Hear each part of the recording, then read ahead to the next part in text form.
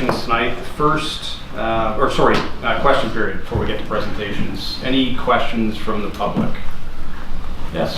Hi there, it's Alex McLean from the Shelburne Freelancer. I'm just wondering about the water treatment plant that we have in Shelburne, our facility, the wastewater plant, and its connection to sports. Why is it that it is up to a sporting aspect of our community to provide the safety issue required? It seems like, you know, that we have a soccer park surrounding a sewer system. I'm not really So I'm wondering why it isn't just the town of Shelburne's responsibility to make sure that, you know, soccer balls get put into any of those catch basins. And I think we'll have a wholesome discussion on that in a few minutes, so stay tuned on that one. Anything else? Yes, ma'am. Hi, my name is Marie Burnett. I'm at 143 First Avenue West.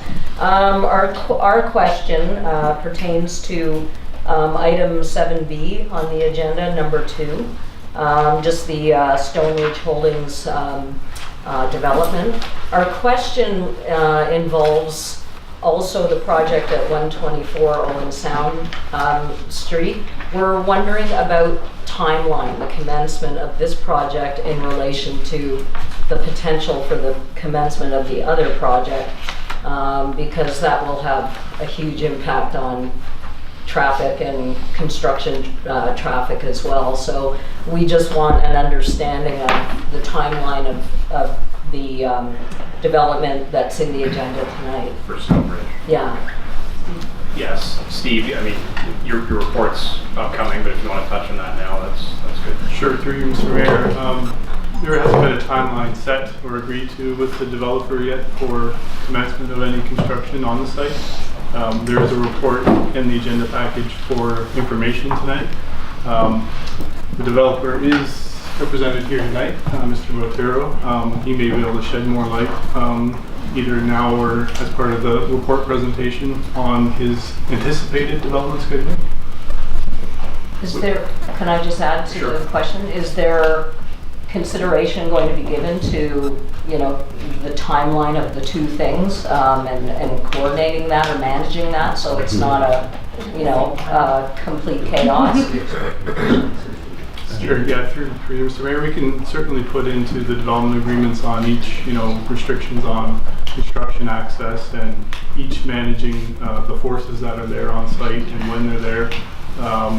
We can't necessarily defer the start of construction when everything is approved, but we will do our best, I guess, to try and manage the staggering of the approvals and the timing of site work so that we don't have you know, overlapping construction periods to the extent that we can. With a proponent like that, anything? Okay. Sorry, what, we're with Stone Ridge and we're not quite sure what other site you're referring to. On Owen Sound Street, so on the other end. Yeah, the corner of Owen Sound Street and First Avenue West. I see. Sort of at the other end of that block. Oh, I see. So these folks will sort of be bookend potentially by developments, which, Well, you know, their concern is that would be going on simultaneously. well, we certainly hope to be breaking ground by fall. That's the planning. Subject to getting approval sooner than later. Yep. Okay. Any other questions? Okay. All right, so that will move us into presentations. So the first presentation tonight is a proclamation for Sexual Assault Awareness Month. And this was a request from Police Constable Moynihan of the Ontario Provincial Police. So I will read the proclamation, which reads as follows. Whereas Sexual Assault Awareness Month is intended to draw attention to the fact that sexual violence is widespread and impacts every community member, and whereas approximately 1 in 3 women and between 1 in 6 men will experience sexual assault in their lifetime, and whereas most victims of sexual assault are under the age of 25, know the person who attacked them, and do not report the crime to the police, and whereas victims of sexual assault are some of the most vulnerable and silent people in society, and it is now the time to ask questions to learn about the services for victims. And whereas we must work together to educate our community about sexual violence prevention, supporting survivors, and speaking out against harmful attitudes and actions. And whereas with leadership, dedication, and encouragement, there is evidence that we can be successful in preventing sexual violence through increased education, awareness, and community involvement. Now, therefore, I urge all citizens to recognize the ongoing commitment of individuals and organizations in our community who actively engage in public and private efforts to prevent sexual violence, and it's time for all of us to start conversations, take appropriate action, and support one another to create a safer environment for all. All right. Next up, Jeff McLean, Shelburne Police Service. Welcome, sir. Thank you, and thank you, council, as well, for taking time out of your busy agenda. I know how crazy it has been for the last few months, so I want to thank you. First and foremost, I want to thank, our purpose of coming in tonight is to give council an update as to the forward plunge of the Special Olympics that we held on Family Day. First and foremost, I want to thank Councillor Wagner, Councillor Fagan, Mr. Mayor, as well as the Town of Shelburne staff, the other councillors who donated their time, donated financially as well as the Air Cadets and the Kinsman Club who actually donated the space that we could actually hold this event. In total, we raised over $35,000 for the Special Olympics just through the single event, which actually put us at number 5 ranked overall in the province. So to give kind of council an idea of the services that raised a little bit more than us, there was Chatham-Kent. They raised $41,500. Kingston, which raised almost $65,000. The City of Toronto raised $38,500. And Windsor-Essex, which raised almost $46,000. So we were right there. We beat, or shouldn't really say beat, but we raised more money than a lot of. Don't be bad. No competition at all. Yeah. We raised more money than a lot of cities, the region of Peel, the region of York, Barrie City, and all that sort of stuff. So for a town our size, it's something to definitely show the support that the community has and the dedication that they have within this. One other thing I wanted to update council on as well is just other events that we're running in conjunction with the Special Olympics and to support them in the upcoming kind of spring into summer. So from May 14th to the 17th is the 2019 Invitational Youth Games in Toronto. So this is an international competition where students and athletes from all over the world are actually coming to Toronto to participate in, I think it's 6 different sports. And we actually have the County of Dufferin District High School, their Special Olympians, the Royals, actually qualified for these games. So I believe there's 9 students going down for the soccer. And I spoke to the Rotary Club here in town, and they're actually donating money to be able to bus these athletes down as well as their families for the opening ceremonies. So they've donated $400 to kind of cover the meal as well as the bus for that to make sure that the family can take in the events there as well. The other thing as well is the 2019 Torch Run, which we are holding on May 30th. So 10 a.m. start at the Fiddle Park, where we're just kind of doing a quick registration, and then we're going to carry on with the 4-kilometer run, which ends at John's No Frills. So shortly around 11 o'clock with the barbecue supplied by No Frills as well as Pete's Deli. And the one thing I wanted to ask council as well is to make the barbecue kind of run. We traditionally in the past have rented the stage to hand out awards, and we do a little bit of a raffle for all the participants. There's no money involved, just basically sign up, your name goes into a raffle sponsored by local businesses. So I was hoping that the council would actually be able to waive the cost of the stage to participate in this event. Okay. Well, thank you for all your efforts. I mean, the fact that we were number 5th in the province is certainly of no small measure due to the fact that you contributed the time and have the commitment that you do. So thank you on behalf of the community. The recommendation that was in the agenda doesn't really speak to the donation of the stage. There is a motion prepared though. There's interest around the table for that.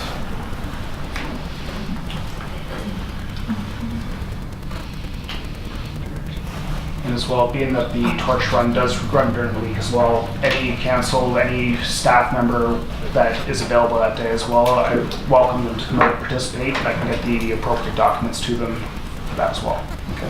So just contact you for that? Yep, I can send it out by email. Excellent. Include me around, please. Excellent. All right, so we have a motion moved by Councillor Wegener, second by Councillor Hall. Be it resolved, the council receives the update regarding the 2019 polar plunge as presented and circulated, and the council authorizes the waiving of rental fees in the amount of $500 for use of the portable stage for the 2019 torch run. Any discussion on that motion? All in favor? Carried. Thank you, sir. Thank you for your time.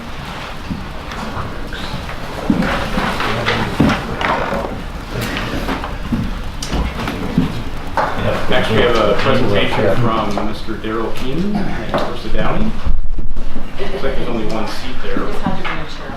You can pull your seat up there. Sorry, I'm behind her literally and figuratively. You can pull your seat up if you want. All right. All right. They hate to see you behind all the time, Doug. They want to see you. Well, you know, it comes with age.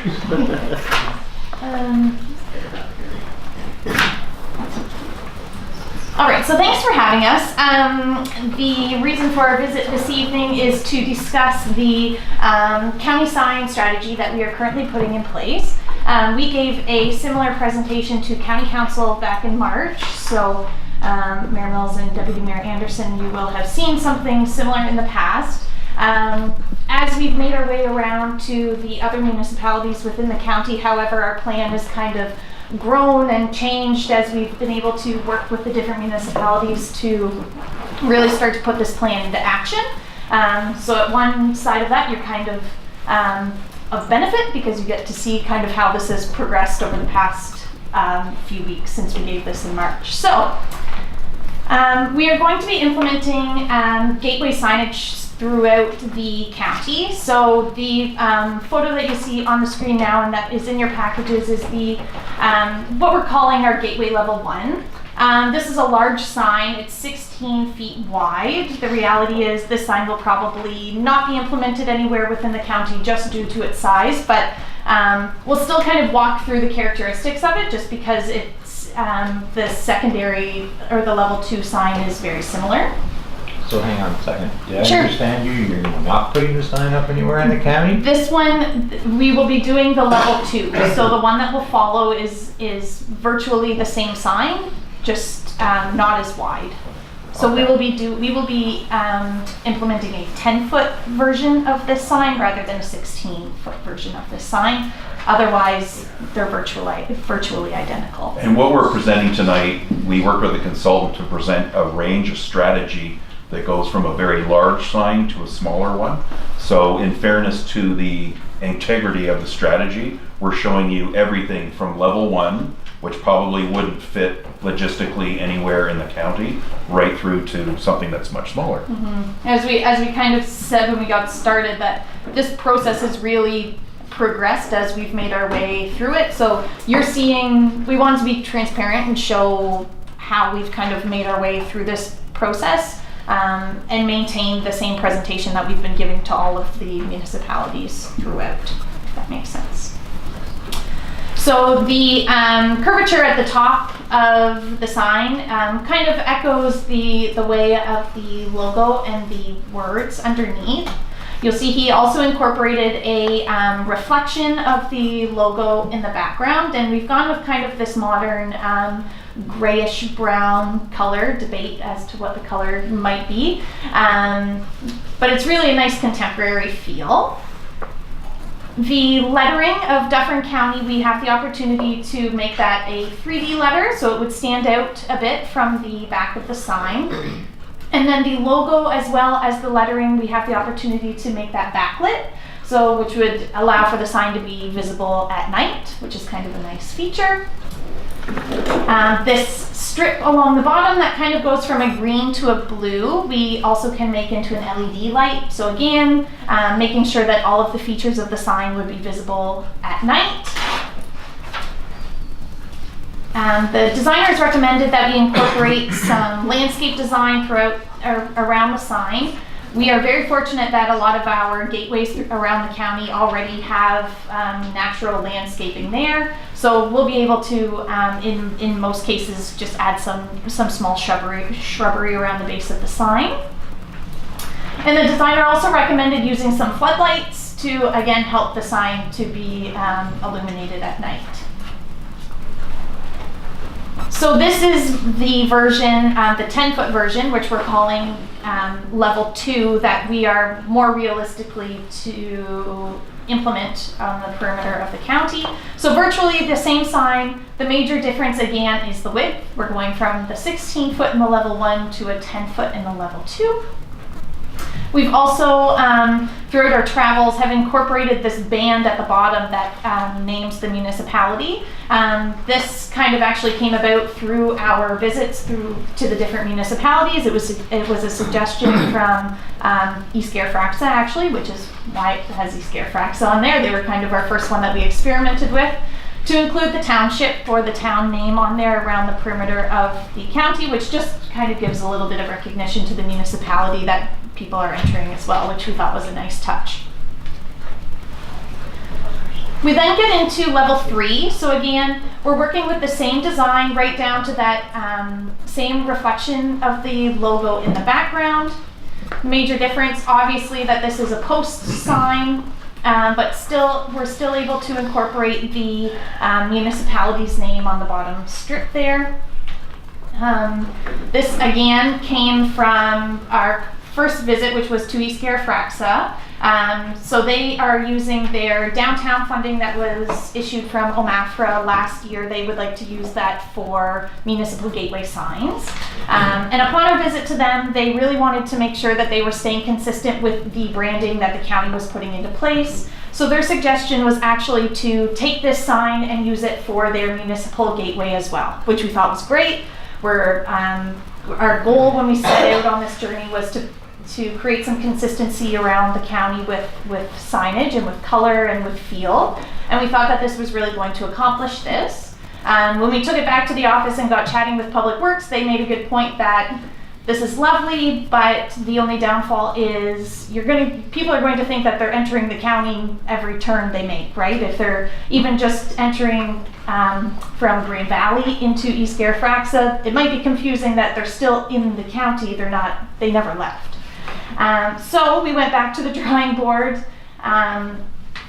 and this is where we then came up with this new municipal gateway sign. Again, just draws some emphasis to the municipality opposed to the county, but pulls the branding all together. So we had great success with this in visiting the other municipalities. We've everywhere that we've gone has loved this version. And since we were getting such great feedback, we thought it would be a good idea for the county to fund the implementation of this municipal gateway sign, should councils approve at the municipal level. So that then municipalities who were then going to be using their OMAFRA funding for gateway signs can then instead use it to brand their local communities or municipal hubs. So if Shelburne is interested, I know that you guys have been working with Central County's tourism as well and have an agreement, as do we. But if you are interested, we could use Central County's tourism to match county funds to implement municipal gateway around the perimeter of Shelburne. It would be consistent then with the other municipalities throughout the county. So that's up to you guys to decide, but that's kind of our offer today. So the other municipalities are using their OMAFRA money with county money to do the same thing? No, so the other municipalities will be using their OMAFRA money now to create signs for their community hubs. So say Mulmer, for example, will then be using their OMAFRA money to create gateway signs for, say, Mansfield. Does that make sense? So in other words, the county would handle the county and the municipal gateway signs, and then I'm going to use another example, which is East Fairfaxa. They were going to use their money to basically fabricate a sign like this, but now they can use their money to put signs in and around places like Marsville or some of the hamlets that are within the municipality, and even signs on some of the community assets within East Halifax, so like places of gathering, or I know they don't have an arena, but something like that. And so what are you proposing to Shelburne? We use our OMAFRA money to pay for the gateway signs along with yours? No, so I'm not sure what you're going to do with your own MAFRA money, but I know that you've been working with Central County's tourism, which as have we. So, So you're using the Central County's money to create the gateway signs with the county? Right, because we have entered into a partnership similar to what Shelburne has. So if you would like, you could then use that money to then do directional signs within Shelburne. Reallocate. That would, that would. Reallocate. So we still Reallocate the funds. do additional signs elsewhere, not the gateways. So if your Central County's tourism funds were to be using for gateway signs in Shelburne, we could work together so that you could reallocate that money for signs inside the town of Shelburne for your assets like the arena or other things like that. But that's entirely your call, of course. But let's let them finish. Yeah. Okay. So this is all kind of a part of this, as we kind of referred to earlier, this whole sign strategy. So the next kind of phase of the strategy that we will be implementing and have worked with Central County's tourism to create is directional signage. So we worked with the local municipalities to create a list of all of the municipal assets, and we'll be implementing directional signs similar to these that will then point travelers into the direction of some of our key municipal assets. This is then where Shelburne, for example, could, after we point people off of county roads towards Shelburne, you can then extend the program within Shelburne on Shelburne streets to point people to where they need to go to your key assets using that CCT funding, should you so choose. So this design, we are still kind of working through a color scheme, because I believe yours maybe are brown in your presentation, but that match. Traditionally, signs are blue when they are in directional signs. We've had some recommendations to go to the same matching gray-brown color. We're still working through that with Public Works. We've got some time on that, but and then we'll also have the top band there with the county branding so that everything kind of flows. Sorry, as you can see in this slide here, that the three signs all kind of work together as far as branding goes, to create some consistency throughout the county. We also have a program at the county which we call our advertising signs. It's the county's local version of a TODS program. Currently our signs are just small blue signs. This is the direction that we hope to go in the future. Just something a little bigger. The private enterprises are listed a little larger.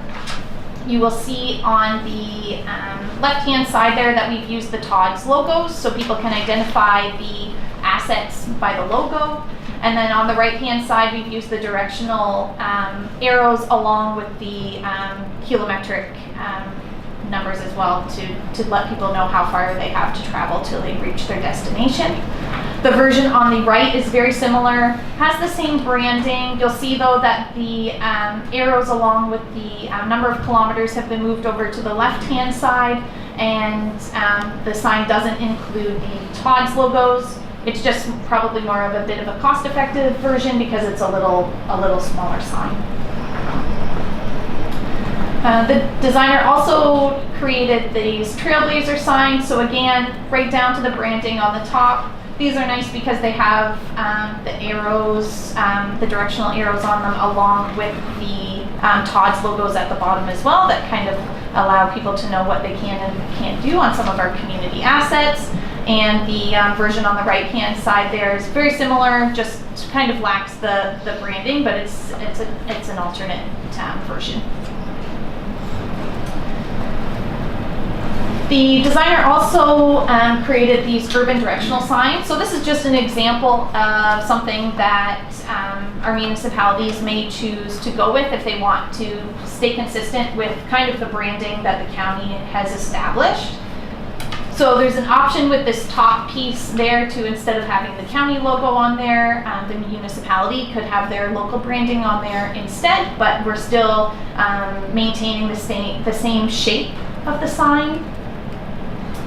And then it still would list your municipal assets in there. So this is then what we're talking about when we get chatting about municipal directional signs and kind of expanding then the county directional sign program to within the municipalities. Thanks very much, guys.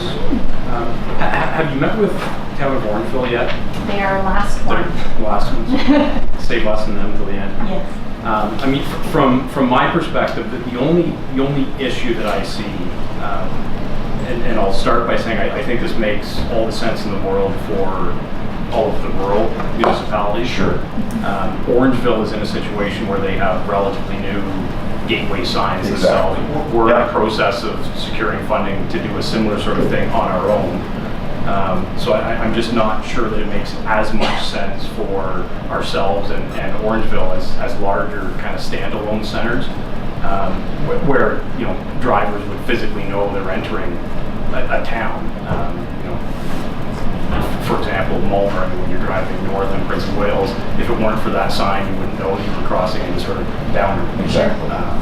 So I mean, from my perspective, I think we need to take a bit of time as a group and work with staff to decide, sort of what direction we're going in terms of our own gateway sign. But I mean, this is definitely something else to consider. And as far as the county gateway signs go, I think it looks great.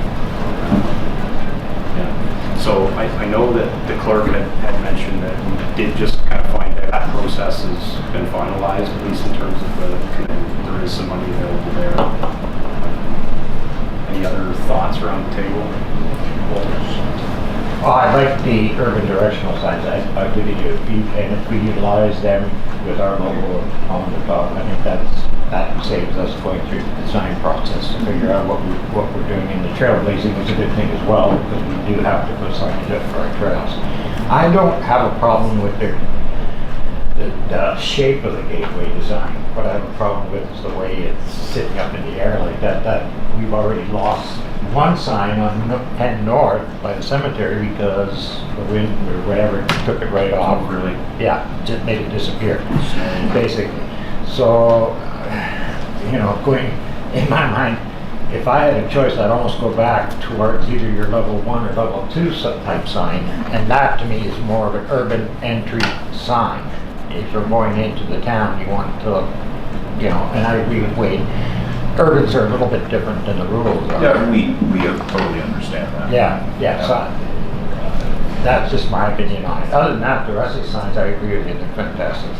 And I certainly appreciate the comments about the rurally based communities. Quite frankly, heading into this process and going to talk to each of the councils, we had no idea that there would be sort of 100% buy-in from that perspective. So as far as we're concerned, we're already ahead of the game if we have the kinds of gateway and municipal gateway signs in our rurally based communities where we really don't have anything right now, or what we have is inadequate. So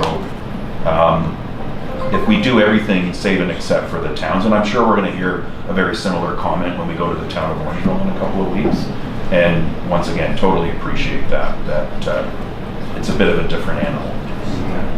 So what's the game plan in terms of next steps from here? So you'll meet with Orangeville, that'll finish the two. So at the end of this process, we are already set up meetings with each of the staffs, public works and otherwise, with local municipalities to figure out exactly how many signs and at what size we all agree should be ordered for that particular municipality.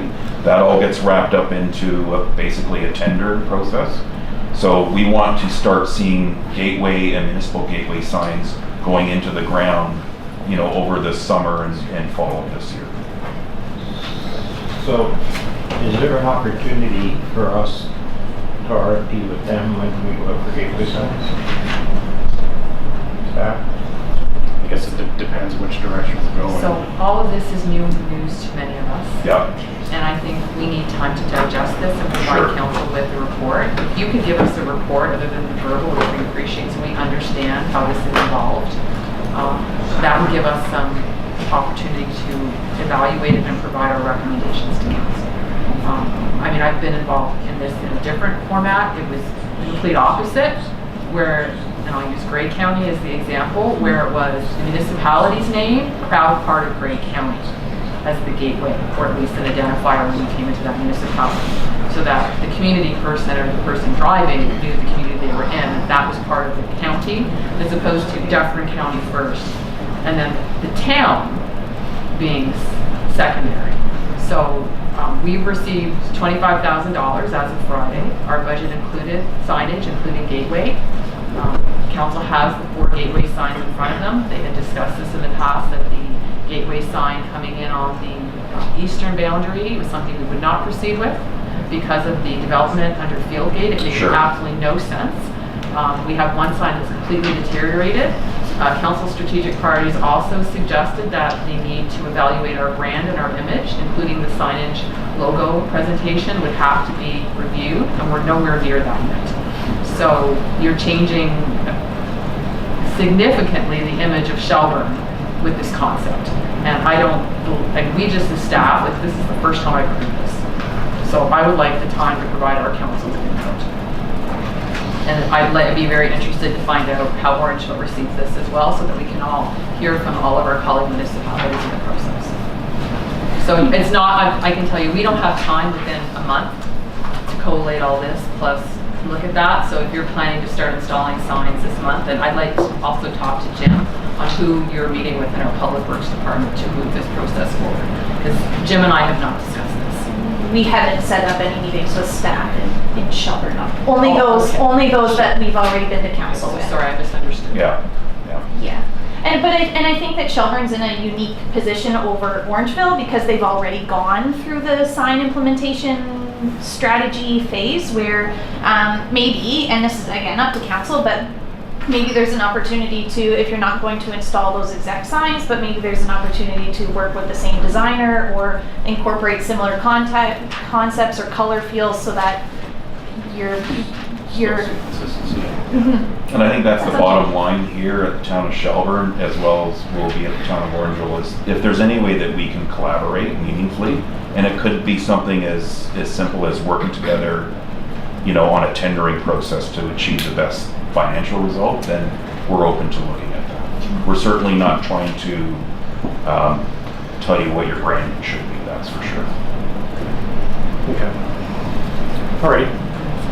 Yeah, so the motion that was in the agenda, I've just added to that a little bit, kind of based on the discussion, so I'll read it out and see if we have a mover and a seconder. So it reads as follows: be it resolved, the council receives the presentation from the County of Dufferin as presented, and that staff be directed to review gateway signage options, including the county strategy, and to report back to council for consideration. Mover and seconder for that. Moved by Councillor Fegan, seconded by Councillor Bonato. Any discussion on that? All in favor? Carried. Thank you very Thanks, much. guys.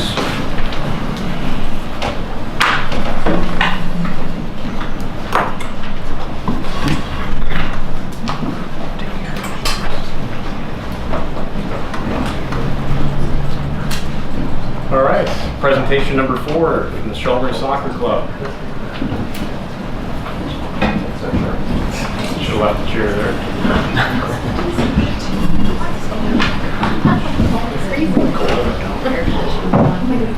Go sit back there. Turn this around. It's a sauna. Good evening, Mayor and Councilors. I'll just give a brief overview here. The Shelburne Soccer Club is recommending the installation of barrier nets at both ends of Thunder Field. This will wonderfully, in addition to the field, and promote safety to not only the players but to the property.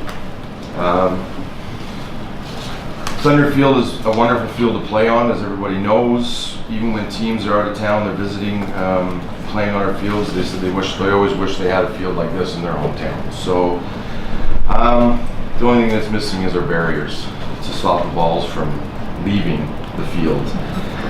So currently the ball goes over the fence. Children are either climbing over the fence to retrieve it, at risk to themselves, as the top of the fences are sharp. As you know, chain link fence is always sharp. So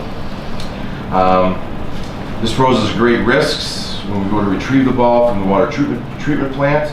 Not necessarily from our younger kids, but our older leagues can kick the ball, and it has gone into the sludge ponds over there. So we don't promote climbing that fence at all. We've told them not to, but obviously we can't control all of it all the time. Balls cost anywhere from $50 to $200. We did have a few balls get stolen because we just actually can't stop a play, so we just introduced a new ball.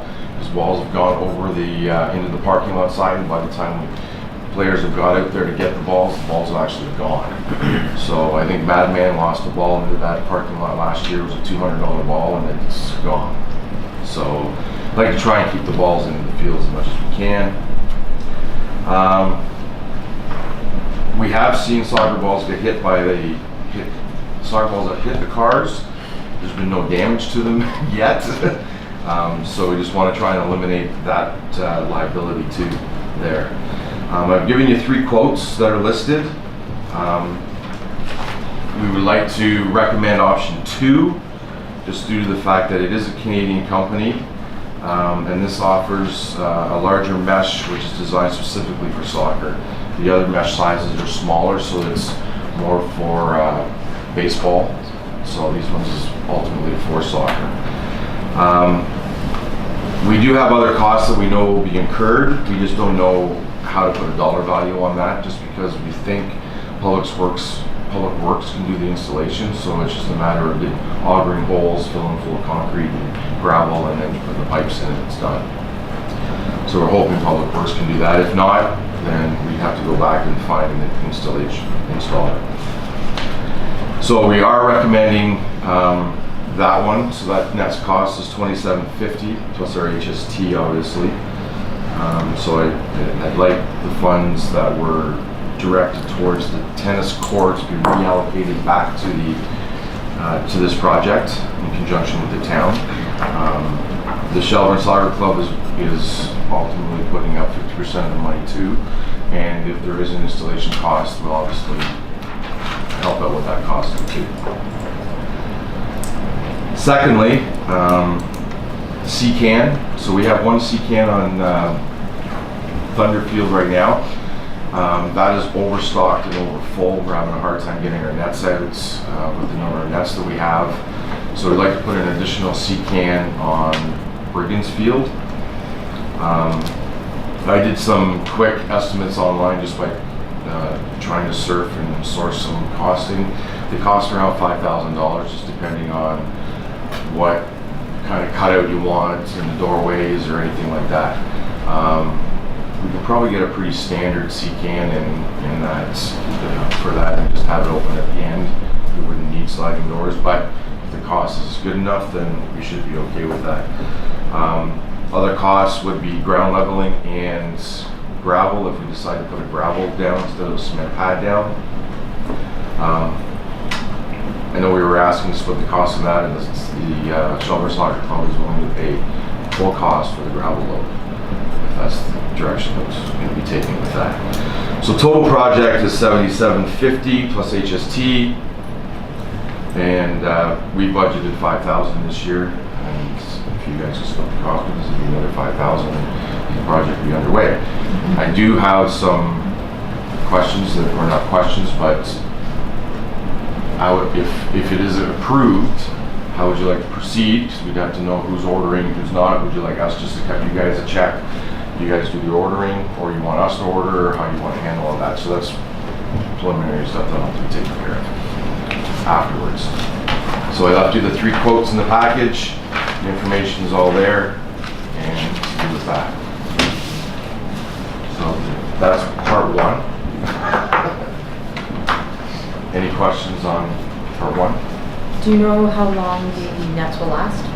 Do you have a lifespan? We don't have a lifespan yet on them, just due to the fact that they are retractable. so they come down during the winter and that's store good. them away. That's good then. So anytime they're not being used, we can retract them down, and then when we're on the field, they're just on a pulley system, and they just go back down. Awesome, awesome. I'm always worried about vandalizing Of course, and yeah. things like that too, right? And then of Yeah. course our turf. And we know we have had soccer nets get Yeah. cut.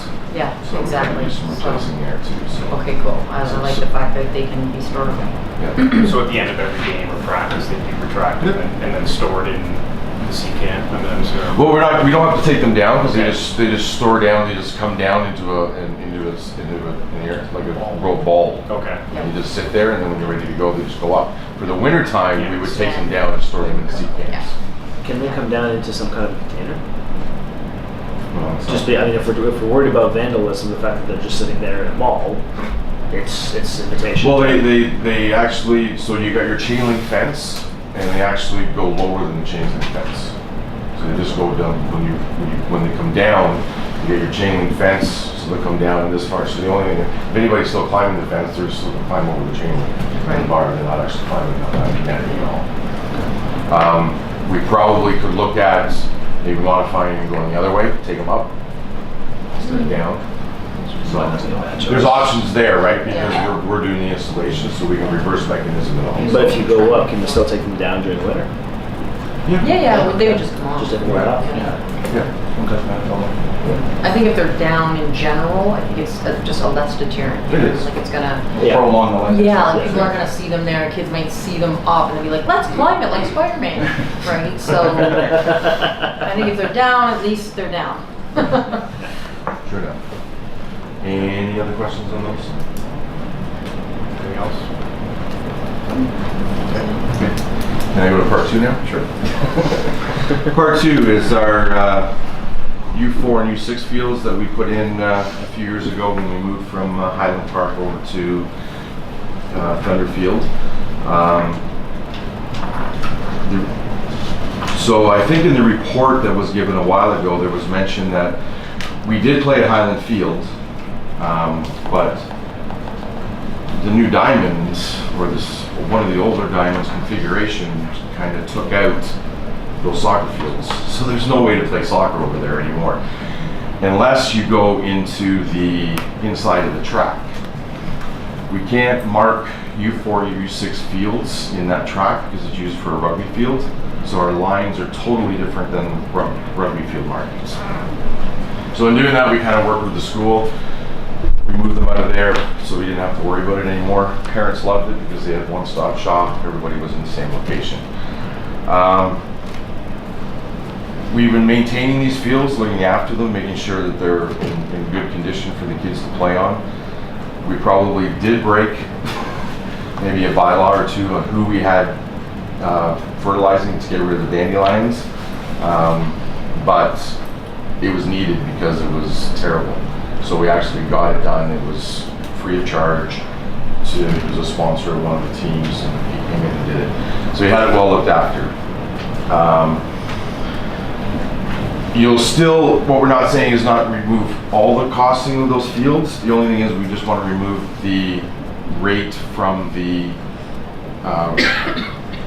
rate sheet, whatever you want to call it, the field rental prices. The town will still receive the out of town fees for any players that are still playing on those fields as out of town. So out of town costs last year between the two teams were about $700 that we still gave to the town because we still try to collect that. If someone gives us a Shelburne address, we have no way of knowing until you guys get it, and we know that those numbers don't always jive with what we get to what you guys get. So there's always a loss to the club compared to the, I'm not going to say gain to the town, but a difference. We also run U4, U6 at a discounted, not a discounted rate, but they don't include the field rentals, just because it is one of the most popular played U4, U6s, and so we run that league as a loss. If we end up having to put those rental fees in, then we end up having to put those rates up, and I know for a fact that there's going to be parents that will pull their kids because of those raises in fees. But in saying that, I'd like to recommend from council that they remove the U4, U6 fees from the fee guide for the rentals, but not the out-of-town fees. We'll still pay the out-of-town fees. What are the fees per field on those right now? Mini fields? Community fields, yes. $9.05 per week. $9.05 Per game. So we play U4, U6s, so that's 2 nights. We have 4 fields marked blocked out there. So you're looking at $36 a night. 72 a week. For a 10 period, $720. My math is right. Yeah. How many kids are on a team roughly? Like in that age group? 8 on the 8 to 10 depending. Yeah, 8 to 10 on a team, depending. So there is some money available there. Any other thoughts around the table? Well, I like the urban directional signs. I really do. And if we utilize them with our logo on the top, I think that saves us going through the design process to figure out what we're doing. And the trailblazing is a good thing as well, because we do have to put signage up for our trails. I don't have a problem with the shape of the gateway design. What I have a problem with is the way it's sitting up in the air like that. That we've already lost one sign on 10 North by the cemetery because the wind or whatever took it right off. Really? Yeah, just made it disappear, basically. So, going in my mind, if I had a choice, I'd almost go back towards either your level 1 or level 2 type sign, and that to me is more of an urban entry sign. If you're going into the town, you want to, and I agree with Wade, urbans are a little bit different than the rurals are. Yeah, we totally understand that. Yeah, so that's just my opinion on it. Other than that, the rest of the signs, I agree with you, they're fantastic. And I certainly appreciate the comments about the rurally based communities. Quite frankly, heading into this process and going to talk to each of the councils, we had no idea that there would be sort of 100% buy-in from that perspective. So as far as we're concerned, we're already ahead of the game if we have the kinds of gateway and municipal gateway signs in our rurally based communities where we really don't have anything right now, or what we have is inadequate. So if we do everything save and except for the towns, and I'm sure we're going to hear a very similar comment when we go to the town of Orangeville in a couple of weeks, and once again, totally appreciate that it's a bit of a different animal. So what's the game plan in terms of next steps from here? So you'll meet with Orangeville, that'll finish the 2. So at the end of this process, we are already set up meetings with each of the staffs, public works and otherwise, with local municipalities to figure out exactly how many signs and at what size we all agree should be ordered for that particular municipality. That all gets wrapped up into basically a tender process. So we want to start seeing gateway and municipal gateway signs going into the ground, over the summer and fall of this year. So, is there an opportunity for us to RFP with them when we go for gateway signs? I guess it depends which direction we're going. So all of this is new news to many of us. Yeah. And I think we need time to digest this and provide council with the report. If you could give us a report other than the verbal, which we appreciate, so we understand how this is involved, that would give us some opportunity to evaluate it and provide our recommendations to council. I've been involved in this in a different format. It was the complete opposite, where, and I'll use Grey County as the example, where it was the municipality's name, proud part of Grey County, as the gateway, or at least an identifier when you came into that municipality, so that the community person or the person driving knew the community they were in, and that was part of the county, as opposed to Dufferin County first, and then the town being secondary. So we received $25,000 as of Friday. Our budget included signage, including gateway. Council has the 4 gateway signs in front of them. They had discussed this in the past, that the gateway sign coming in on the eastern boundary was something we would not proceed with because of the development under Fieldgate. It makes absolutely no sense. We have one sign that's completely deteriorated. Council strategic priorities also suggested that they need to evaluate our brand and our image, including the signage logo presentation would have to be reviewed, and we're nowhere near that yet. So you're changing significantly the image of Shelburne with this concept. And I don't, like, we just as staff, like, this is the first time I've heard this. So I would like the time to provide our council's input. And I'd be very interested to find out how Orangeville receives this as well, so that we can all hear from all of our colleague municipalities in the process. So it's not, I can tell you, we don't have time within a month to collate all this, plus look at that. So if you're planning to start installing signs this month, then I'd like to also talk to Jim on who you're meeting with in our Public Works Department to move this process forward.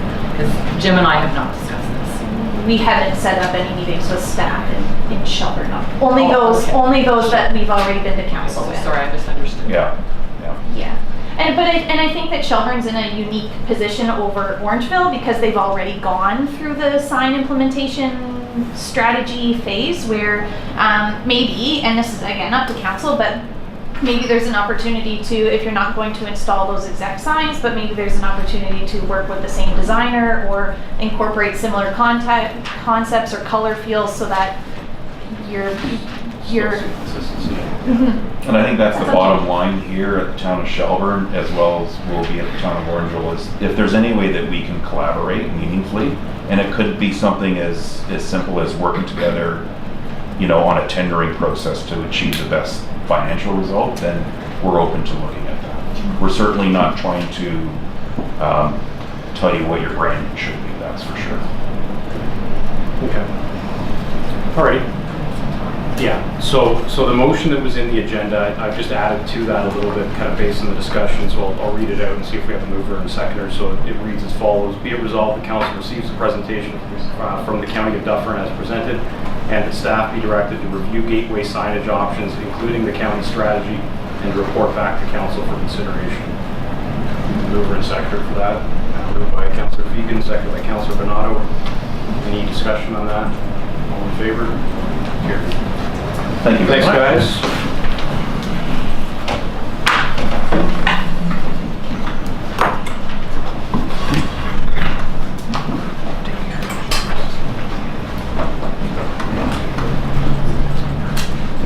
All right, presentation number 4 from the Shelburne Soccer Club. Should have left the chair there.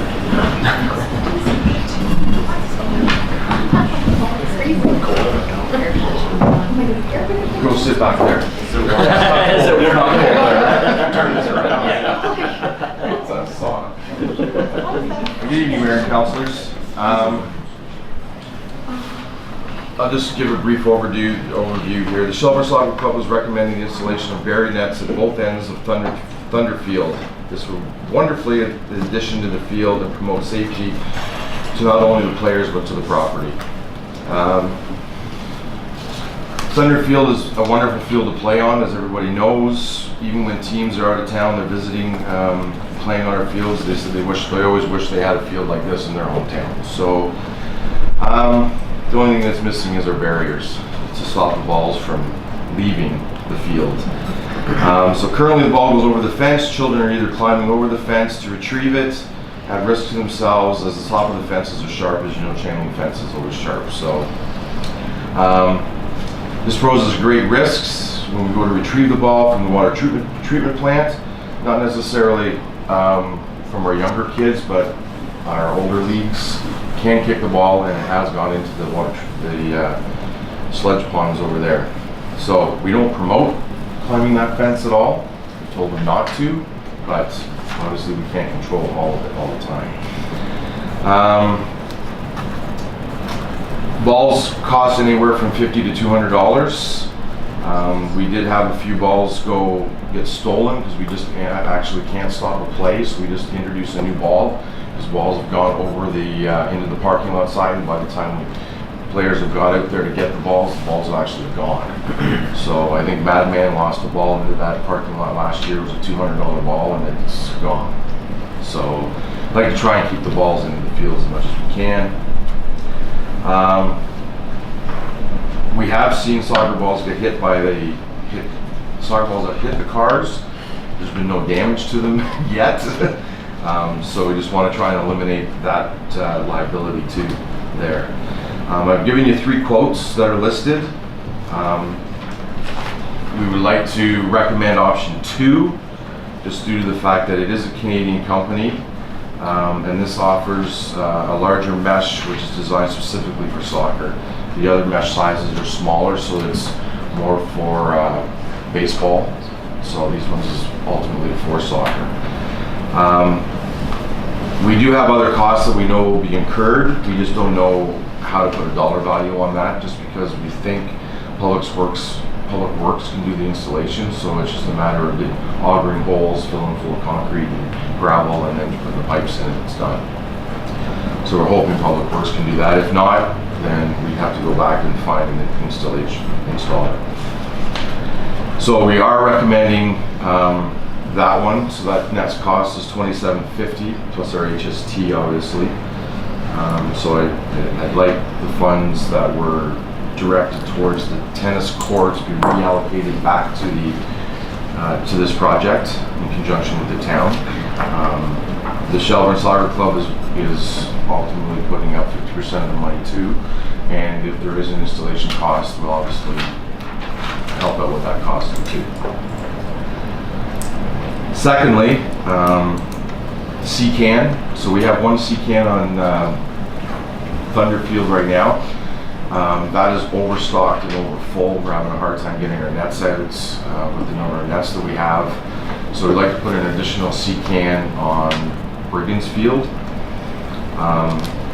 I did some quick estimates online just by trying to surf and source some costing.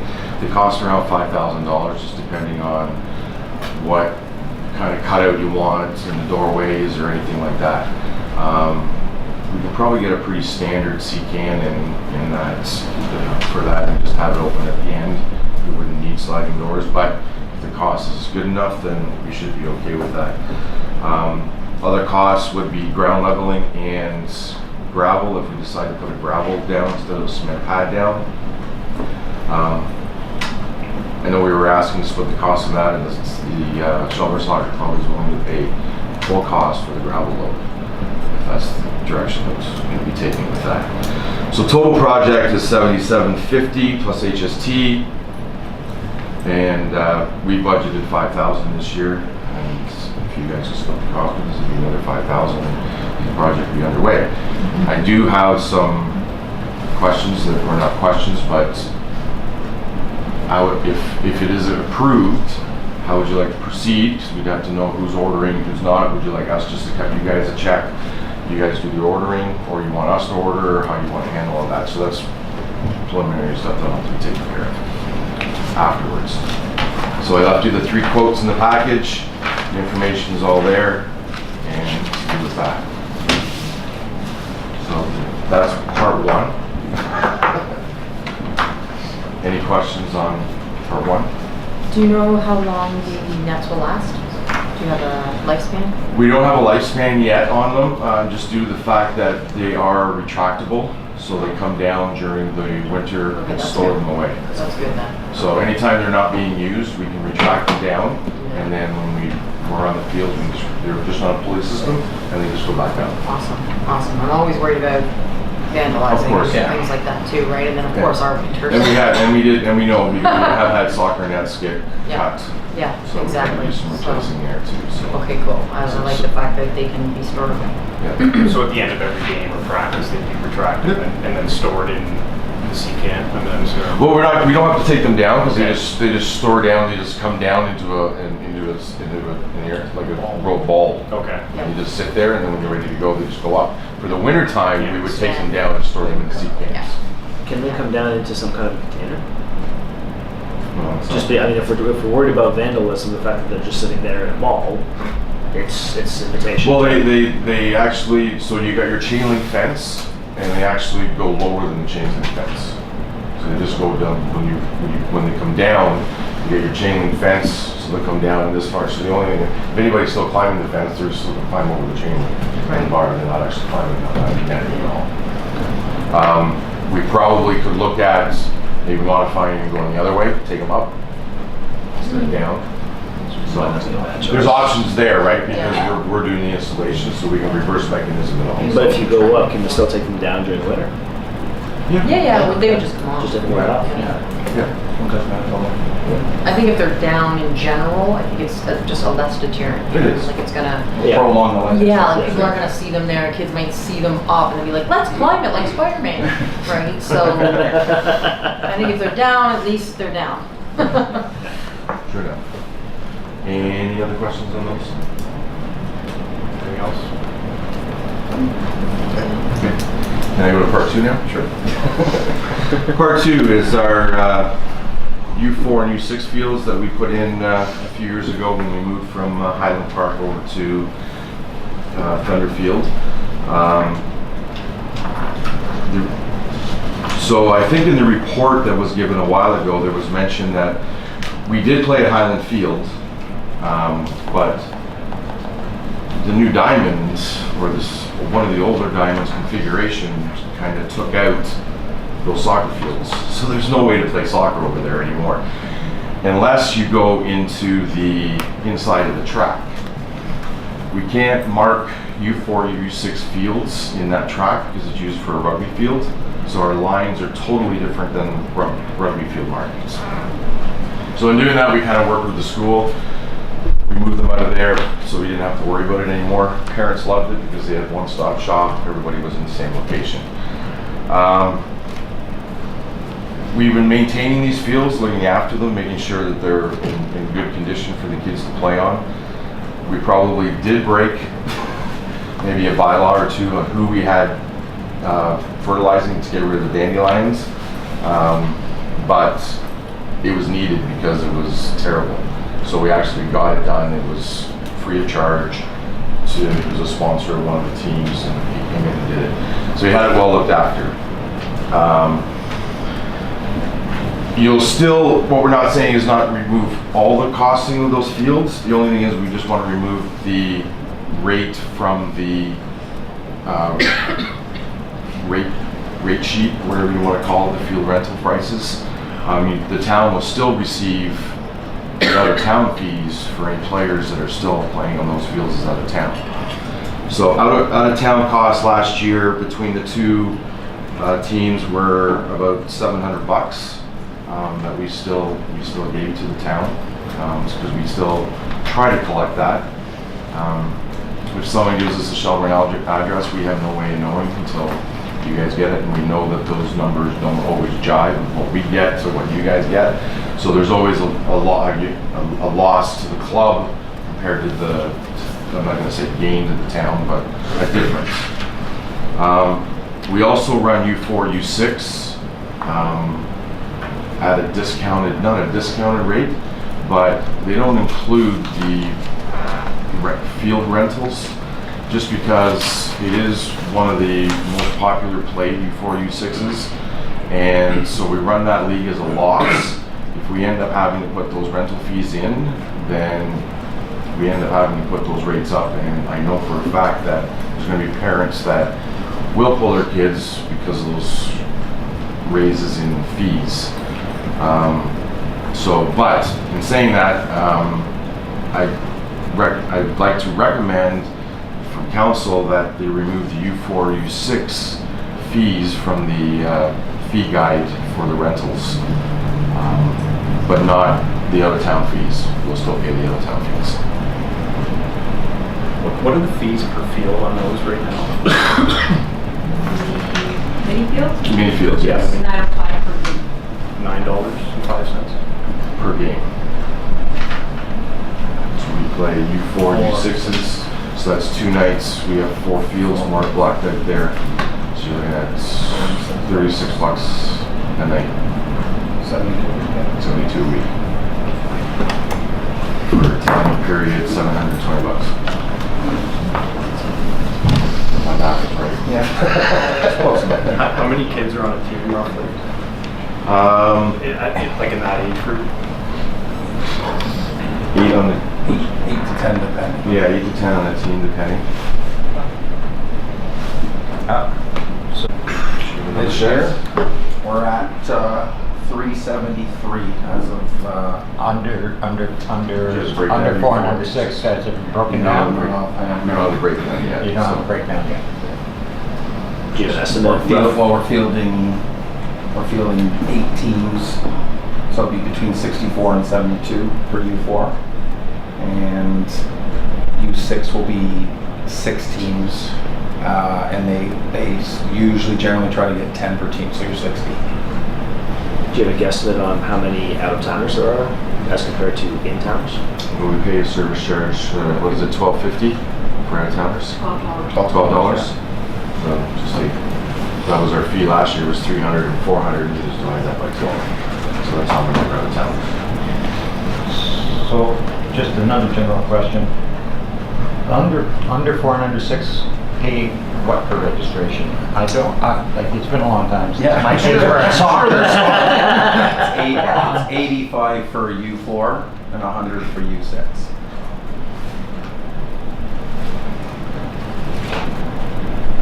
So I think And you gave us a breakdown of your expenses. that's our expenses per player per field and by division. So on our U4s, we're paying about $93, $94 a child, and registration we're collecting $85.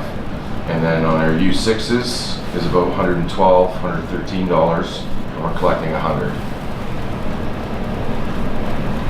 per child. You take a loss with the juniors coming in always, but it promotes the kids and it promotes coming in.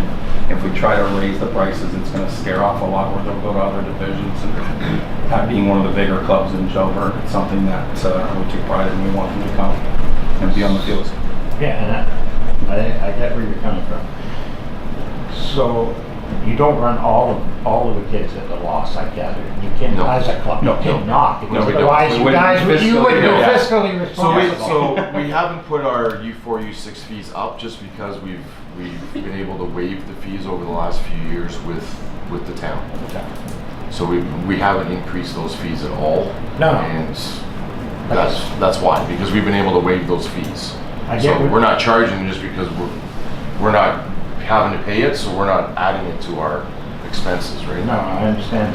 And again, getting back to what I was saying, you're not running the organization at a loss. No. So the older kids must be paying more for registration to assist. Of course they are. To cover the costs. Yes, of an overall their club, yes. overall costs. Yes, they are.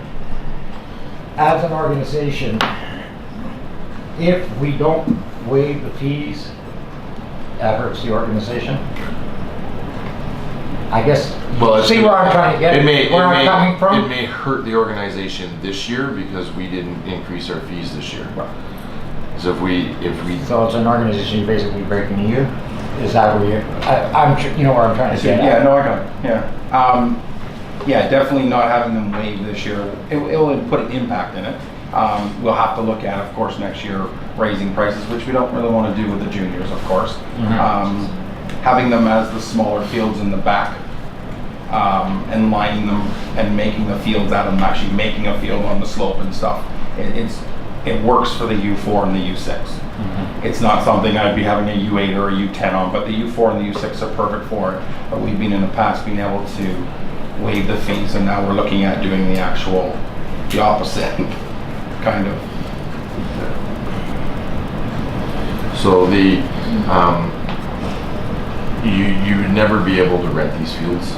They would never be able to be used by any organization that wants to come in and use those fields, because they'll look at them and go, really, you want us to play on a slope, on a hill?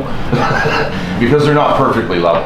They're still on a downslope ways. So we're looking at ways, the club is looking at ways to try, not necessarily improve that, but try to keep the balls in that area instead of them rolling past, because it doesn't take much to kick it when you're going towards the sewage plant, that it's just going to continue to roll.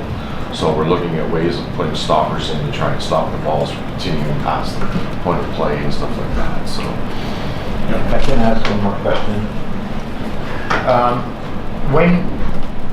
Jim, when we maintain, I guess it's Thunderfield, we also cut the grass in those slopes where the under 6 and under 4 play, right?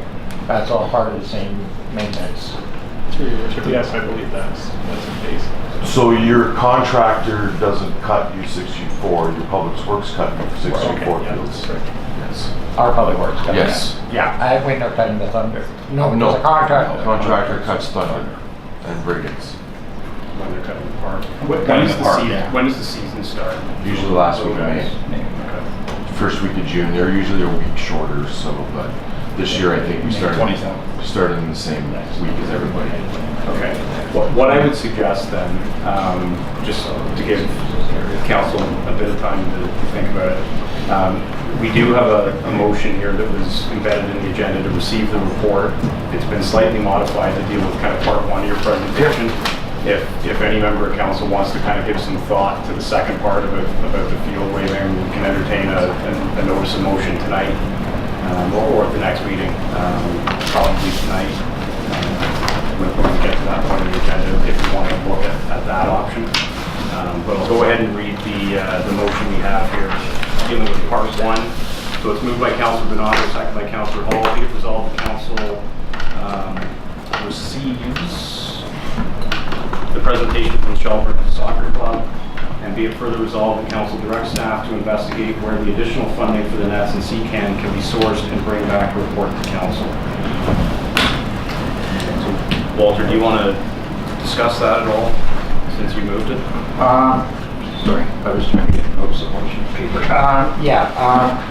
Rather than moving the 10,000 straight out to help pay for this, there may be additional funding that staff can look at in parks and rec or whatever, and maybe bring back a report to council and see if we can pay for that.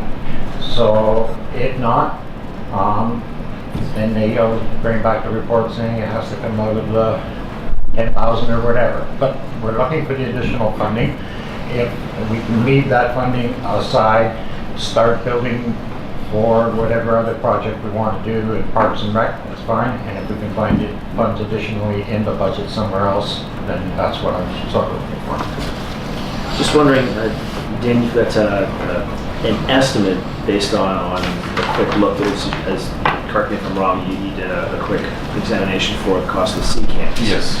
That's not by any means a direct quote as for what it would cost. It's not a direct quote. I know when we put the CCAN in at Thunder, it was well under, I think it was well under the 5. And then when we're looking at purchasing for Highland, instead of doing what we're doing for the baseballs, it was well under 5. I'm just wondering, is there any way that we can get a closer estimation on what that will actually cost? Yeah, your Brad from Public Works has those. He'd be able to tell you right off the top of his head what those costs. He actually has a contact too where he can see cans from. I actually found a vendor in Orangeville that actually has access to see cans too. So yeah, I can narrow it down if you can't get the numbers, but I can definitely do that for sure. I'm just wondering if it might help in this exploration if we have a closer approximation of what we actually need. Then maybe that would be a better number that we need to chase after. Yeah, and I mean, if this motion passes, then I guess it's part of that. Part of that investigation. And like we said, we're asking for this much, and if the CCAN comes out to be $6,000 and there's an extra $1,000 that needs to come out of it, then I'm not saying that we want the town to do that, but we would definitely work with you guys to come up with additional funds to do what we need to do. I'm just saying, if it's easier for them to find and source the funds, then that might be a better way to go. Okay, any other comments on the motion? You want me to read it again? I'm okay with it. So you're bringing it back when? And because like you're coming into the first week of May now, we're going to have an ETA of field netting that isn't going to be here in time for season start.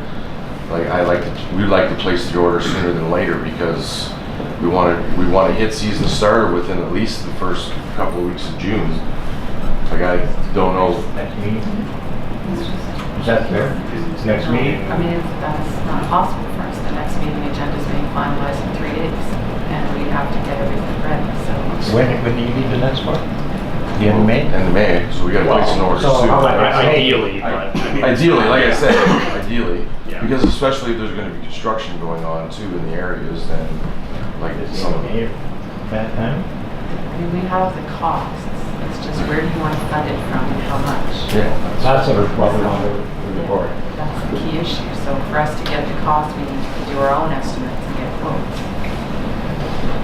Whatever Brad has is okay, and then who owns whatever is also got to be before council. If we're buying sea cans, we might want to own the sea cans.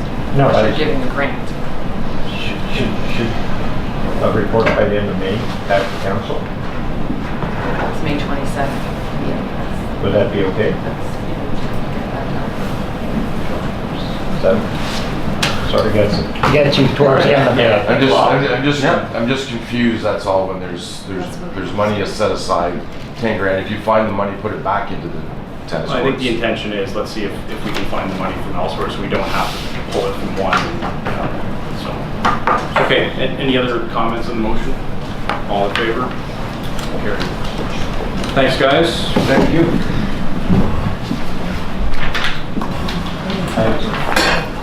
Please. Thank you. Thanks. I give something. All right, so that's it for presentations. Thanks for your patience. So that brings us to council inquiries. The council member have anything they'd like to mention? I know Councillor Hall may have some recent news he'd like to talk about. Yeah, I'd like to do an update. This past weekend, I had the privilege and honor of representing auto manufacturing on the Canadian stage. So I attended in Ottawa, where all industry was represented with regards to Canada and Japan relations. So in the room, we had membership from agricultural, forestry, health, and industry itself. So there was some commitments made. Those commitments made were to foster deeper relationships with regards to export and import on the commercial side or the commerce side of things, as well as there were some further discussions that went on to the defense side of things, where Canada could potentially support Japan in some of their efforts in their region. So again, for those that have followed the news, you probably did see the Prime Minister was at Toyota today as they followed through on one of those announcements. So I would say that there's some unparalleled opportunities that currently exist within the current world market. So I would expect that we're going to see some similar type of announcements in the months leading up to the G20 summit that will take place in June, actually in Japan itself. Another note, it was great to actually hear as circulating through with the other dignitaries how many business executives as well as government members that actually were able to clearly understand where Shelburne was and the impact that Fiddleville actually had on some of those many members. So it was, again, as I said, it was a privilege and honor to represent not only the company where I work, but also the town in that aspect. So great. Congratulations. Walter. I have slightly different news. I was at a Conservation Authority meeting this last Friday. In the same day, it was announced by the government of Ontario that they were cutting the 55,000 tree program. That hit to our Conservation Authority is going to be $995,000 in the way of trees that will not be planted. The cost per property right now to plant a tree is about $200 to the landowner. If we were to go ahead with that cut, it would be over $1,200. So there's not going to be likely many landowners interested in planting trees, and that's per tree. So that was one. There was a secondary cut, as you heard, with the flooding up in Huntsville. The flood program, they cut it half. The warning, the province, yes. That program is still being carried on. Unfortunately, it looks like we as municipalities are going to have to pick up the differential in cost, which means all of the municipalities are going to have to tighten their budget even more if we want to continue to carry on that program. So my understanding is you went to Ottawa to meet the Prime Minister and other dignitaries, correct? Correct. Not Premier or Prime Minister. No, or it was Ford, rather. Canadian versus Right. Ontario. For So He went to the top level and I got Walter's comment wasn't related, I don't but think. you're sort of dumbing down. So I just wanted to say that congratulations, you did make the community proud. I saw when you did post the fact that you were going and the response was tremendous. And so I thank you for representing the town in the fashion that you did. Yeah, thank you. We'll save that for later. And just before we move on, I just want to thank Councillor Wagner once again for the tremendous effort that you put into the Easter egg hunt.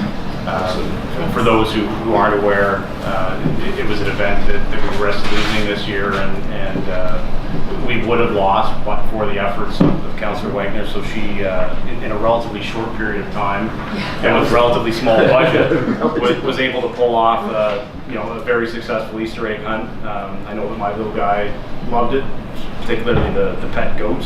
He's been bawling ever since, so that was good. So thanks very much for all of your help. So if there's no other inquiries or comments, we'll move on with the regular agenda. So the consent agenda, there's a number of items there. If there's nothing in particular that council wants to discuss, then I'll entertain the motion that reads as follows. Be it resolved, council receives items 1 to 7 under 6.0 sub A consent agenda as presented and circulated. Mover and seconder for that. Councillor Wagner, Councillor Fegan. All in favor? Carried. Okay, so number 1 on the regular agenda is a report from our town planner regarding the site plan approval application 1702. There's a fairly large group of the owner and the consultants outside, so I'll ask them to come in now. Excuse me, Alex.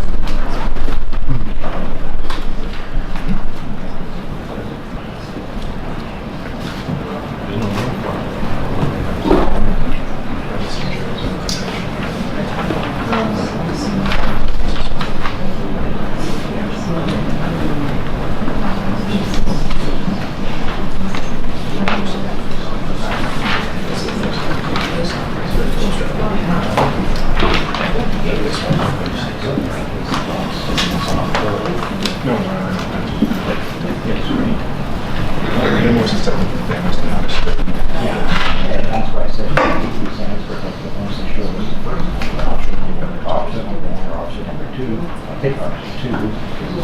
Like 16 feet is way too big, but option 2 looks good. And it says it's a Shelburne. Squeeze in. Squeeze in, everybody. A little bit tighter. Yeah. Just gonna stand over here as well. No, actually, somebody can take this seat.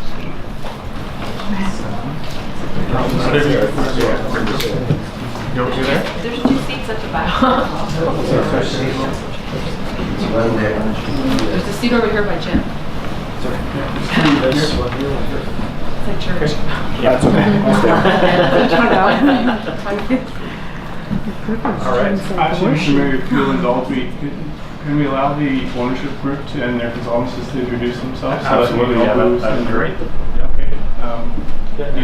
Neil Short from Coal Engineering, municipal engineer. Had Masood, I'm a partner and acting as a project manager for the firm. Michael Booth, I'm a partner as well. Kimberly Malley, a partner as well. I'm a partner. From Marty Coal Engineering, traffic. We have all the right people in the room to answer your questions if you have any. The purpose of my report tonight is to give council an opportunity to provide some comments and feedback and learn more about this development proposal, recognizing that this council has not had an opportunity to see the plans that were submitted for this property as of yet, and we are getting close to the point now where we can provide a recommendation to move this to the next step. This application was filed back in 2017, and The reason that it's taken as long as it has isn't because there were issues with the site plan at the town level. It's more so this happened to be the last sort of drop in the bucket to trigger the highway improvements on Highway 10, including the signalization of the intersection at Highway 10 and Colonel Phillips Drive. When the subdivision at Summerhill was built, the traffic impact study was prepared at the time, showed that the development as a build-out was very close to triggering the need for a signal at that intersection. But MTO deemed that a signal could not be put in at that time, and instead a signal was put in at Susan Street, on Sound Street. As an existing intersection, this is where things get different. So it was a proposed intersection at the time. Now it's an existing intersection. The warrant threshold for signals changes. So it was a higher warrant as a proposed intersection. Now that it's existing, it's a lower warrant. And of course, we have the increasing background traffic that's on Highway 10, which is greater than it was back when that subdivision was approved. So what it means for this site is that although there are relatively minor traffic impact relative to the overall subdivision, they are sort of the last development trigger for these signals. To give you a bit of an overview of the development proposal, here I've just put some slides together to orient you to the location and details of the development. So the site location is part of the Summerhill subdivision. There was one commercial block created as part of that subdivision plan. So this is a registered property. It is on the north side of the stormwater management facility in Summerhill, at the southwest corner at Colonel Phillips Drive and Highway 10. The proposed site plan layout is shown here, and it comprises of 3 buildings. So building A in the top left corner would be 1 or 2 units inside. It's flexible in that way. It could be oriented to any tenant who either wants half the building or the whole building. It's about 3,500 square feet and would be located near the site entrance off of Colonel Phillips Drive. Building B would be demised into multiple units. I think there's up to 12 shown there, and is about 15,000 square feet in size. The tenancy of that building as well has not been fully determined yet at this time, but the owners have indicated they have several tenants interested in both buildings A and B potentially. And then the main anchor tenant that this site plan has been designed for as a starting point is a new Tim Hortons in the north end of Shelburne. And that's building C. So that would be about 2,600 square feet for the Tim Hortons. The Tim Hortons does include a double drive-through lane. So it would basically have 2 order stations, one in each lane. And then that will help to queue as many vehicles as possible without impacting the parking area. The drive-through has also been located well inside the site so that there's no risk of traffic queuing out onto the road. Because as we know, a lot of people are using Colonel Phillips Drive for the subdivision. Because of the location of the site, of course, MTO approvals are not only required for the signalization of the intersection, but also the site development itself. We have had ongoing correspondence with MTO throughout the process of reviewing this development application, and they have reached, MTO staff have advised that they've reached a point where they're ready to consider a site permit to allow site works to commence. There would be a subsequent permit that would be required from MTO to actually allow the buildings to be constructed. So you'll see in that, if not the next meeting, perhaps at the end of May, we'll have a further report with more details about that, including a site plan agreement and final drawings. Yep. So when you say site works can commence, signalization of the road and works on the road can commence at the same time? The 2 can be done at the same time, yes. But the site work in terms of grading and putting services in the site would start first.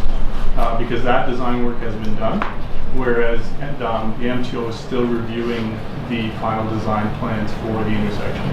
The way the permits would be structured though, and the way the site plan agreement would be structured, is that the buildings could not be occupied and used by tenants until the signals are operational. So that will be one of the requirements prior to public access to the site. See, because to be honest with you, right now, there's been a lot of complaints from the people up there in Colonel and that subdivision coming out of Colonel Phillips. That trying to get out of there is a nightmare. And I heard it all summer long. I'm sure the deputy mayor and some of the other councillors have heard it when they went knocking on those doors, that it's a nightmare.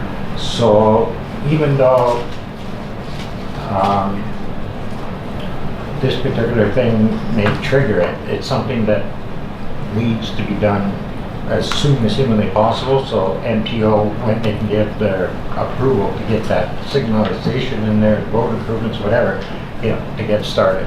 The project is one of the advantages of having that intersection constructed previously and really pushing MTO to have the signals put in the first place was that they at least allowed all the underground conduit to be put in. Yeah. So it simplifies the process of actually putting the signals into the intersection. There's not a large extent of work required to make that happen. There are some turning lanes, however, that will have to go in. So it will take a few weeks to actually do the work of building the signals and making the turning lanes and so forth. That's all, the turning lanes are already there in a sense. Like the road is already built for the Wide turning enough, lanes yes. on both Colonel Phillips and Highway 10, right? Correct. So it's just the painting, whatever it needs to be to put the turn lanes in. There is a little bit of pavement widening required as well. Is there? Yeah. So I do have a more detailed drawing of that that I can show you at the end of this. This is the rendering that the architects have developed for the plaza. Actually, the development group has a really long wallpaper-sized hard copy version of this. You can see it a little bit better than the one on screen. Sorry for Councilor Donato and Deputy Mayor to look around behind you, but.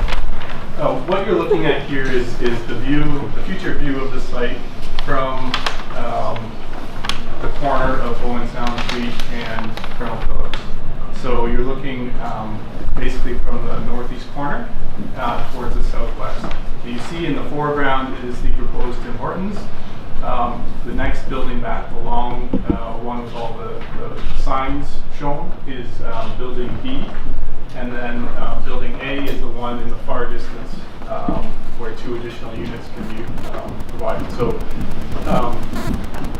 this gives you a sense of what this plaza will look like when it's built. And I think they've done a good job of making this an aesthetic design. We really tried to emphasize that the town is seeking some brick treatment on the buildings as a preferred facade and to have some uniformity among the buildings, as opposed to having each building with its own independent design. You can also get a sense of what the landscaping along the frontage of the site will look as it matures over time as well. There will be some lighting over the parking area as well, which is shown there. And the parking has been nicely de-emphasized with some of the islands and that sort of thing. So I have a question. So the commercial buildings from this depiction here, it does look really nice. And I think you alluded to this earlier about my biggest concern is that these buildings don't sit empty once it's made. And so is my understanding correct that there's strong demand for occupancy? Yes. And maybe without maybe telling us the names of the business, but maybe you can tell us what type of tenants we're talking about? It's multi-used tenant, including retail and personal use. I already signed a lease with a dentist, another convenience store, but we put on hold all the requests we received until we got the green light from the Ministry of Transportation and the town to start our site services and improving the intersection, so we can start going back and start signing the lease. We have a lot of requests coming. Our dream to make building A as a medical building, right, including a family doctor to serve the community, a pharmacist, and it could be a physiotherapy also in building A. In building B, our dreams to find a local small businesses to serve the community, and also if the community interested to have one of these business open, we are welcoming them. We're not looking for big giant names. We are only looking for small businesses to occupy the unit and to serve the community. Building C, as you know, is still So excuse me, going back, building A, you say is where you're hoping to put up the pharmacy and the doctor? Yes. The medical building? Yes, yes. Okay. Because I have a question on that in the parking lot afterwards. Sure. Just as some planning overview, the site is designated for these types of commercial uses in the official plan. In terms of widening, lane painting, and that sort of thing would be part of the intersection works by the commercial plaza owners. So now on to the intersection improvements. So there are really 5 components to this. There will be traffic signals obviously placed at the intersection. That's not just for vehicles, but there will be pedestrian signalization as well. That's mostly just north-south across the intersection on the west side, so crossing Colonel Phillips Drive. There are no sidewalks obviously on Owen Sound Street, Highway 10, or on 3rd Line. So although the pedestrian crossing capability will be there, and the lights and signals will be there for that, there's not any sidewalks or anything that would generate a lot of pedestrian traffic from that other side of the intersection. There will be a new eastbound left turn lane on the Colonel Phillips on the Highway 10. So this will significantly improve the ability of cars to safely turn north onto Highway 10 off Colonel Phillips. They'll have a dedicated lane to queue in, and then they'll have, it won't be an advance green, but it will be a signalized turn that they can make, and waiting on the green light instead of trying to judge for themselves. There will be a westbound left turn lane on Colonel Phillips into the site. So as traffic enters Colonel Phillips off the highway, they would have a dedicated lane to turn into the plaza. There will be a little bit of road widening to accommodate the additional turning lanes. And finally, there would also be a right turn lane into the subdivision off of Highway 10. So as you're coming south on 10, you would have your right turn lane come in. So those 5 improvements are illustrated here. This is an engineering drawing, so it's a bit hard to read at this scale. But you can see the various turning lanes that would be accommodated. The right turn lane is the longest of all the turn lanes because of the speed of traffic coming down Highway 10 and the volume of queuing that's required there for right turn movements. So lots of space will be created there for cars coming down 10 to turn right into the subdivision and get out of the way of the through traffic continuing south into town. And then the 2 turn lanes on Colonel Phillips Drive would be back-to-back. So the one would be left to go northbound on Highway 10, and then behind that would be the left to go south into the site entrance to access the development. We expect, obviously, there's going to be a combination of traffic entering this site to use it to Morton's, both from the highway, obviously, but also from the development. So the easiest way to get in will be for residents of the development coming out on Colonel Phillips. They would turn right into the site. They would circulate through the site, probably use the drive-through or park and use any of the buildings on the site, and then exit through that single entrance again, head right onto Colonel Phillips, and then either turn left or right at Owen Sound Street. Obviously, for anyone coming south on Highway 10, they'd be turning right onto Colonel Phillips, then using the left turn lane to go into the site, using the site as needed, and then exiting back the way I just described. And then anyone coming northbound, there already is a left turn lane off of Highway 10 into the development. So they would use that dedicated left turn lane and the signalized intersection to enter on Colonel Phillips. The one impact of 3rd Line, which is owned by the Township of McLean on the other side of the intersection, is that there's what's called a shadow lane that will need to be created. The reason for that is that because there would be a dedicated left turn lane on Colonel Phillips, there needs to be a hatched out lane on the other side that is in the same location so that the through lanes are straight through, so that they don't jog as you go through the intersection.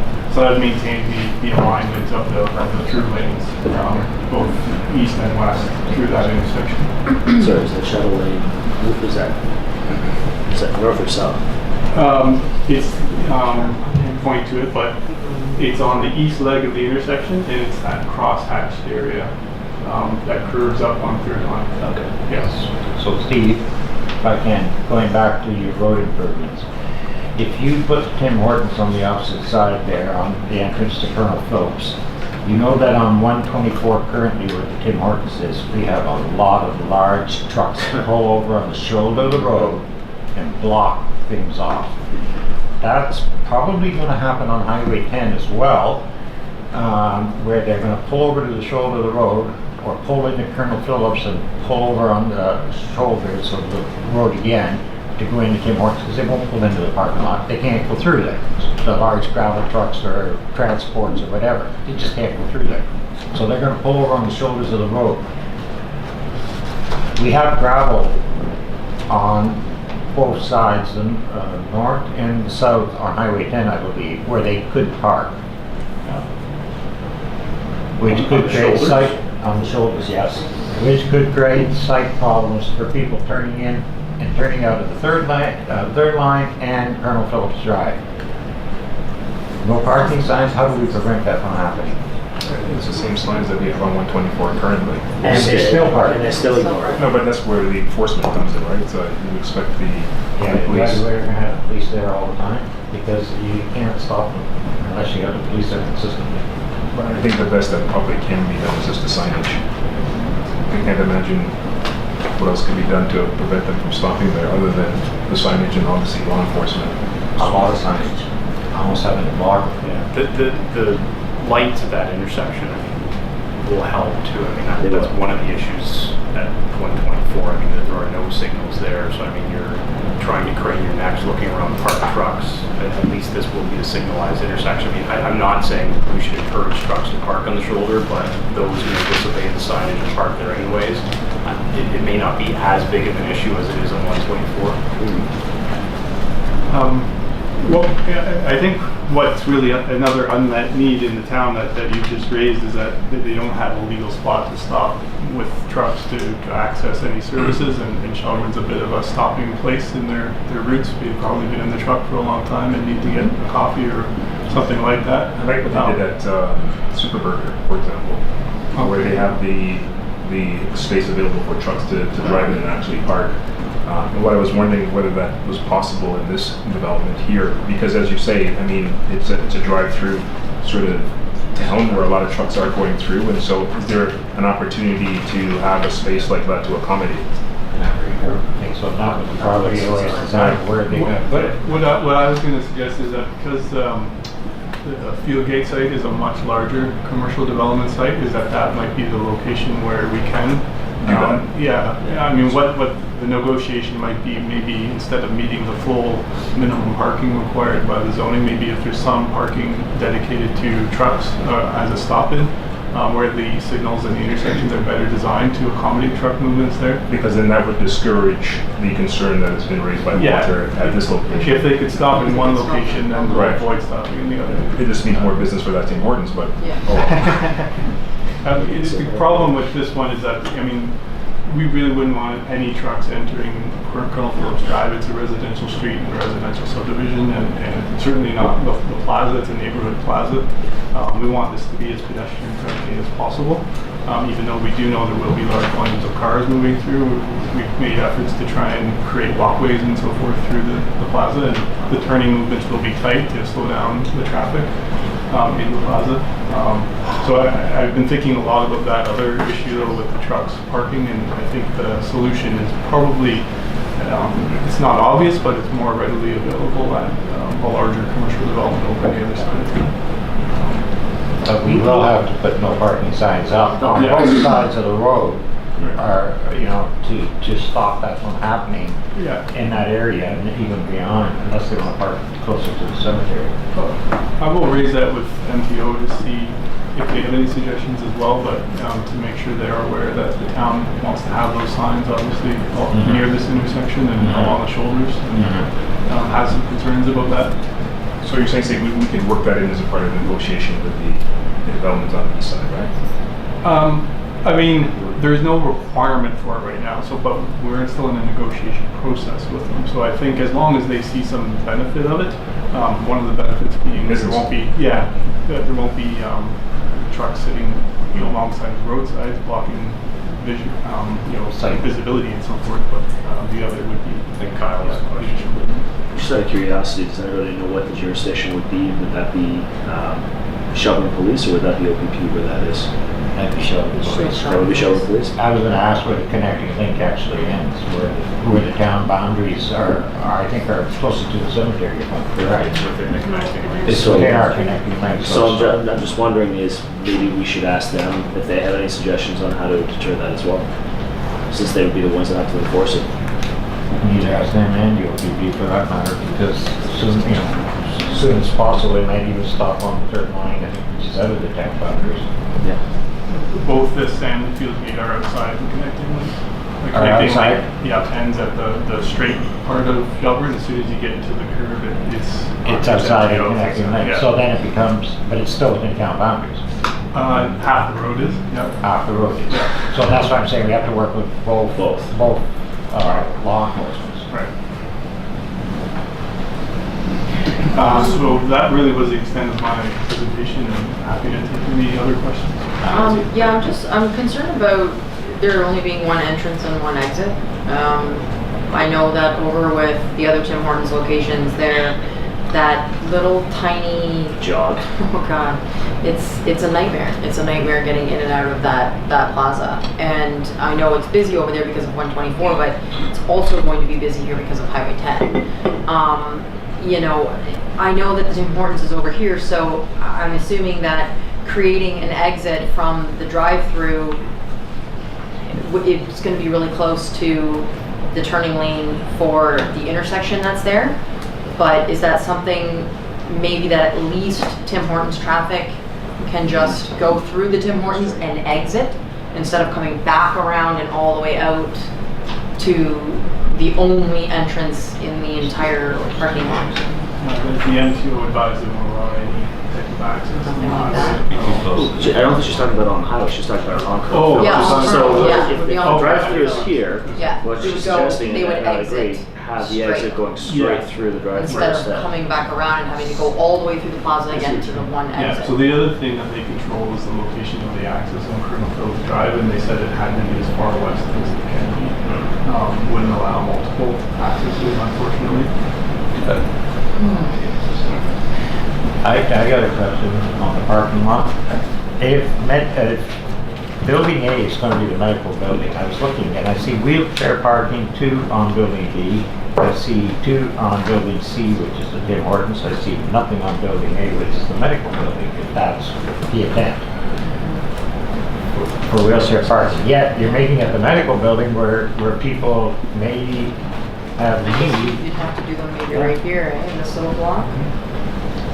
And those spaces can be shifted around based on tenancy. I think at the time this plan was drawn, I mean, there was indications that there would be a pharmacy or medical use in building A, where that might be located, but we can certainly work with the owners and designers to shift those spaces around if it makes more sense to have them closer to building A. Another thing is, can this site plan go to the accessibility committee for some recommendations? Because there are people with disabilities that will recommend lighting as well as parking and all that, ramping and all of those needs, if possible. I mean, I have one specific need. Somebody else might have a site need or whatever, so it would be advisable if it could go there and they could make some recommendations. Oh, Jennifer, if they were part of the original site plan circulation? They were, yeah. It was 2017. 2017, So, so. yeah, I can recirculate. Okay. When's your next meeting? In the May. It's not that far off, that's why I'm suggesting it gets to them, so that. Okay, any other questions for Steve?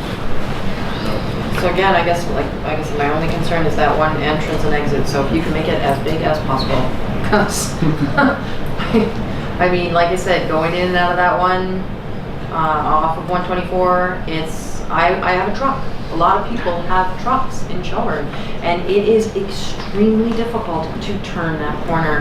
And then again, I mean, this has nothing to do with this one, but coming out of that Tim Hortons drive-through, I mean, you've got parking right here. So does the one at 124, and it's just a nightmare coming around that corner. So as long as this is substantial enough to round that corner again with a truck, you know, and to get in and out here with trucks, then okay. But if you're making them for Toyotas, it's If you not go, gonna if fly. you go to the one in Broadway in Orangeville, and I drive through with a truck, Yeah. I don't have issues with that going to. I think this one's somewhat similar in idea to that. It looks like it, yeah. Yeah, so I don't see the issue, and I also do the drive-through over on Centennial and Riddell Road. Yeah, I do that one too. That Yeah, one's, and that one that one's again fairly is simple. fairly Yeah, simple. yeah. simple So to that go one's through. good. I So have no problems there. these are all the same idea.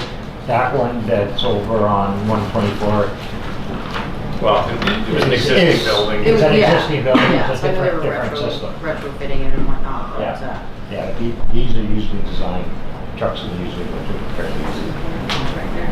Okay, well, this is good news. I mean, it's some much needed retail and commercial space, not only for the town generally, but more particularly for the residents in that subdivision who, until this point, have been somewhat isolated, you know, from any sort of shopping amenities and services. So that's great news.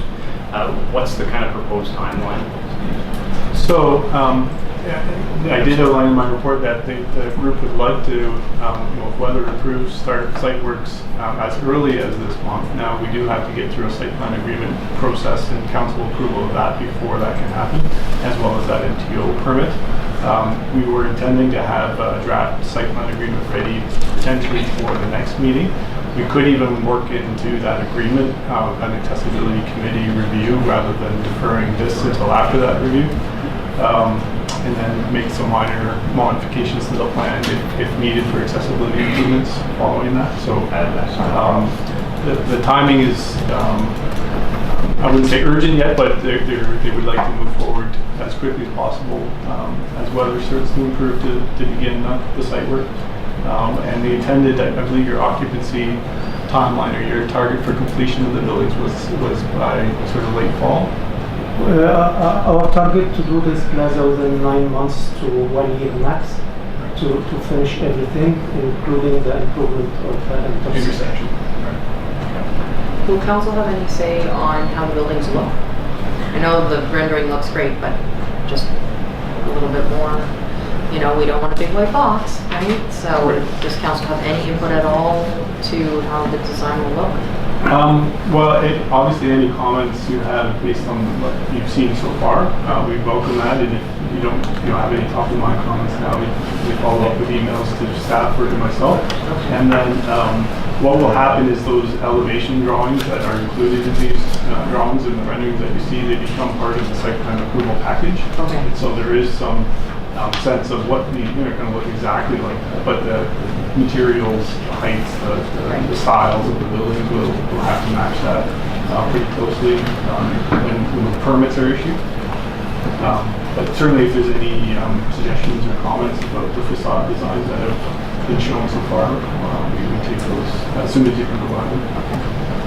I like it, I've seen more access some of those ugly houses. Yeah, no, that's good. Yeah, well, yeah, you know.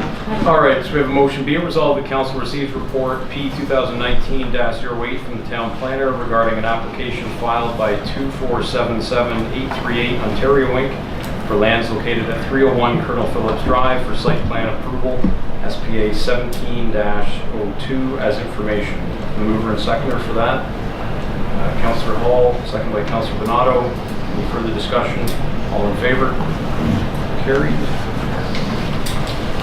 Thanks, folks. Thank you. Thank you.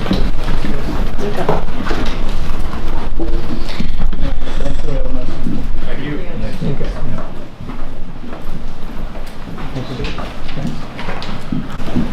Rich Development.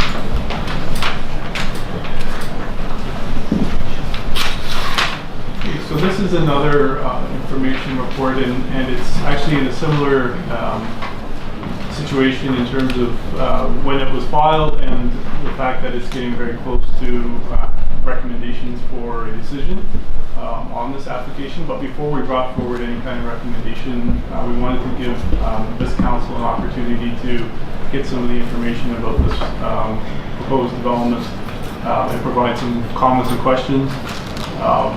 Because this could come back with some recommendations later this month or early June, depending on some final comments that are going back and forth, and some agency comments and conditions that are still outstanding.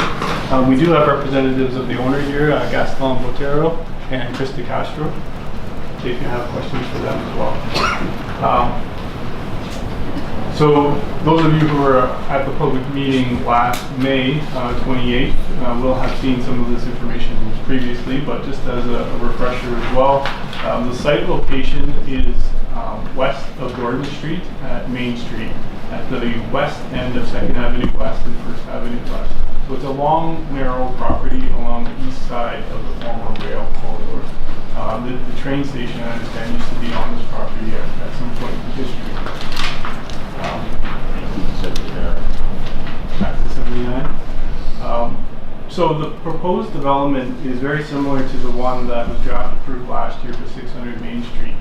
Essentially, it's a subdivision with townhousing, but the difference from a conventional subdivision is that instead of being a full municipal road and full municipal services, this would be a private road.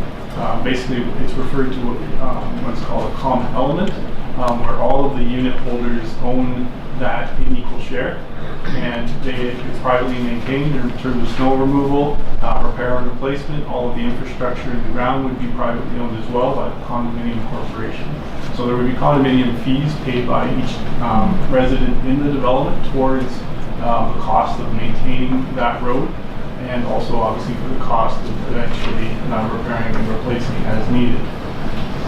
So there are two approvals requested as part of this development. One is a draft plan of condominium, which is shown here, and the other is a draft plan of subdivision. The subdivision essentially creates the individual blocks and lots for each unit. So each unit holder would have their own property, freehold property, in a unit that would be attached to other units in the same building, townhousing like you see in the Summerhill building. There is one other future development block at the south end of this development, which is the right-hand side of the screen. Originally, when this was presented last year, there was a proposal for additional buildings there. That was amended subsequently to 2 3-story apartment buildings. That has since been revised just to say future development, and that would come forward through separate applications later. So the owner has decided they would like to just really move forward with the first phase of the development right now, and is seeking approvals for the 33 townhouse units that are proposed off of the ends of 1st and 2nd Avenue. So all access to this condominium road would be from 1st and 2nd Ave. There would be no access from either Gordon or Main Street as part of this first phase of development. There is one block to the south, or sorry, to the north of that future development block, which would be used for a stormwater management facility for the development. Again, that would be held in common by all the unit holders. It would be a private facility. And visitor parking spaces are also shown around the stormwater facility as well as at the end of the cul-de-sac at the north end. This one's a bit hard to read on this scale, but this is a subdivision plan. It says, it basically provides the information on how this land would be subdivided to create the blocks for all the common elements. So the road, the visitor parking, the stormwater, the future development block. And then all of the blocks would be created through private ownership, which is the individual units. 33 townhouse units in total, and a total of 6 different buildings. Buildings range from 4 units in a single building to 6. This is just a rendering that the owner provided last year as a sample of what the 2-story units could look like. As an example. Another example, this is not definitive in terms of the models that would be marketed or sold, but this is an example of what these units could look like. In terms of the planning framework, so this is a medium density development, and the site is so designated in the official plan for medium density. It's partly within the downtown core as well. It is within the stage 2 area for servicing. There has been a reserve identified for the development of this property. It's at 40 units right now, although the proposal that's before you tonight is 33 units. In terms of active transportation, there are existing routes and planned routes identified in the official plan in the area, on road routes, both pedestrian and cycling. There are some concerns with pedestrian access to the development that will be addressed as part of both improvements within the development site as well as some external improvements.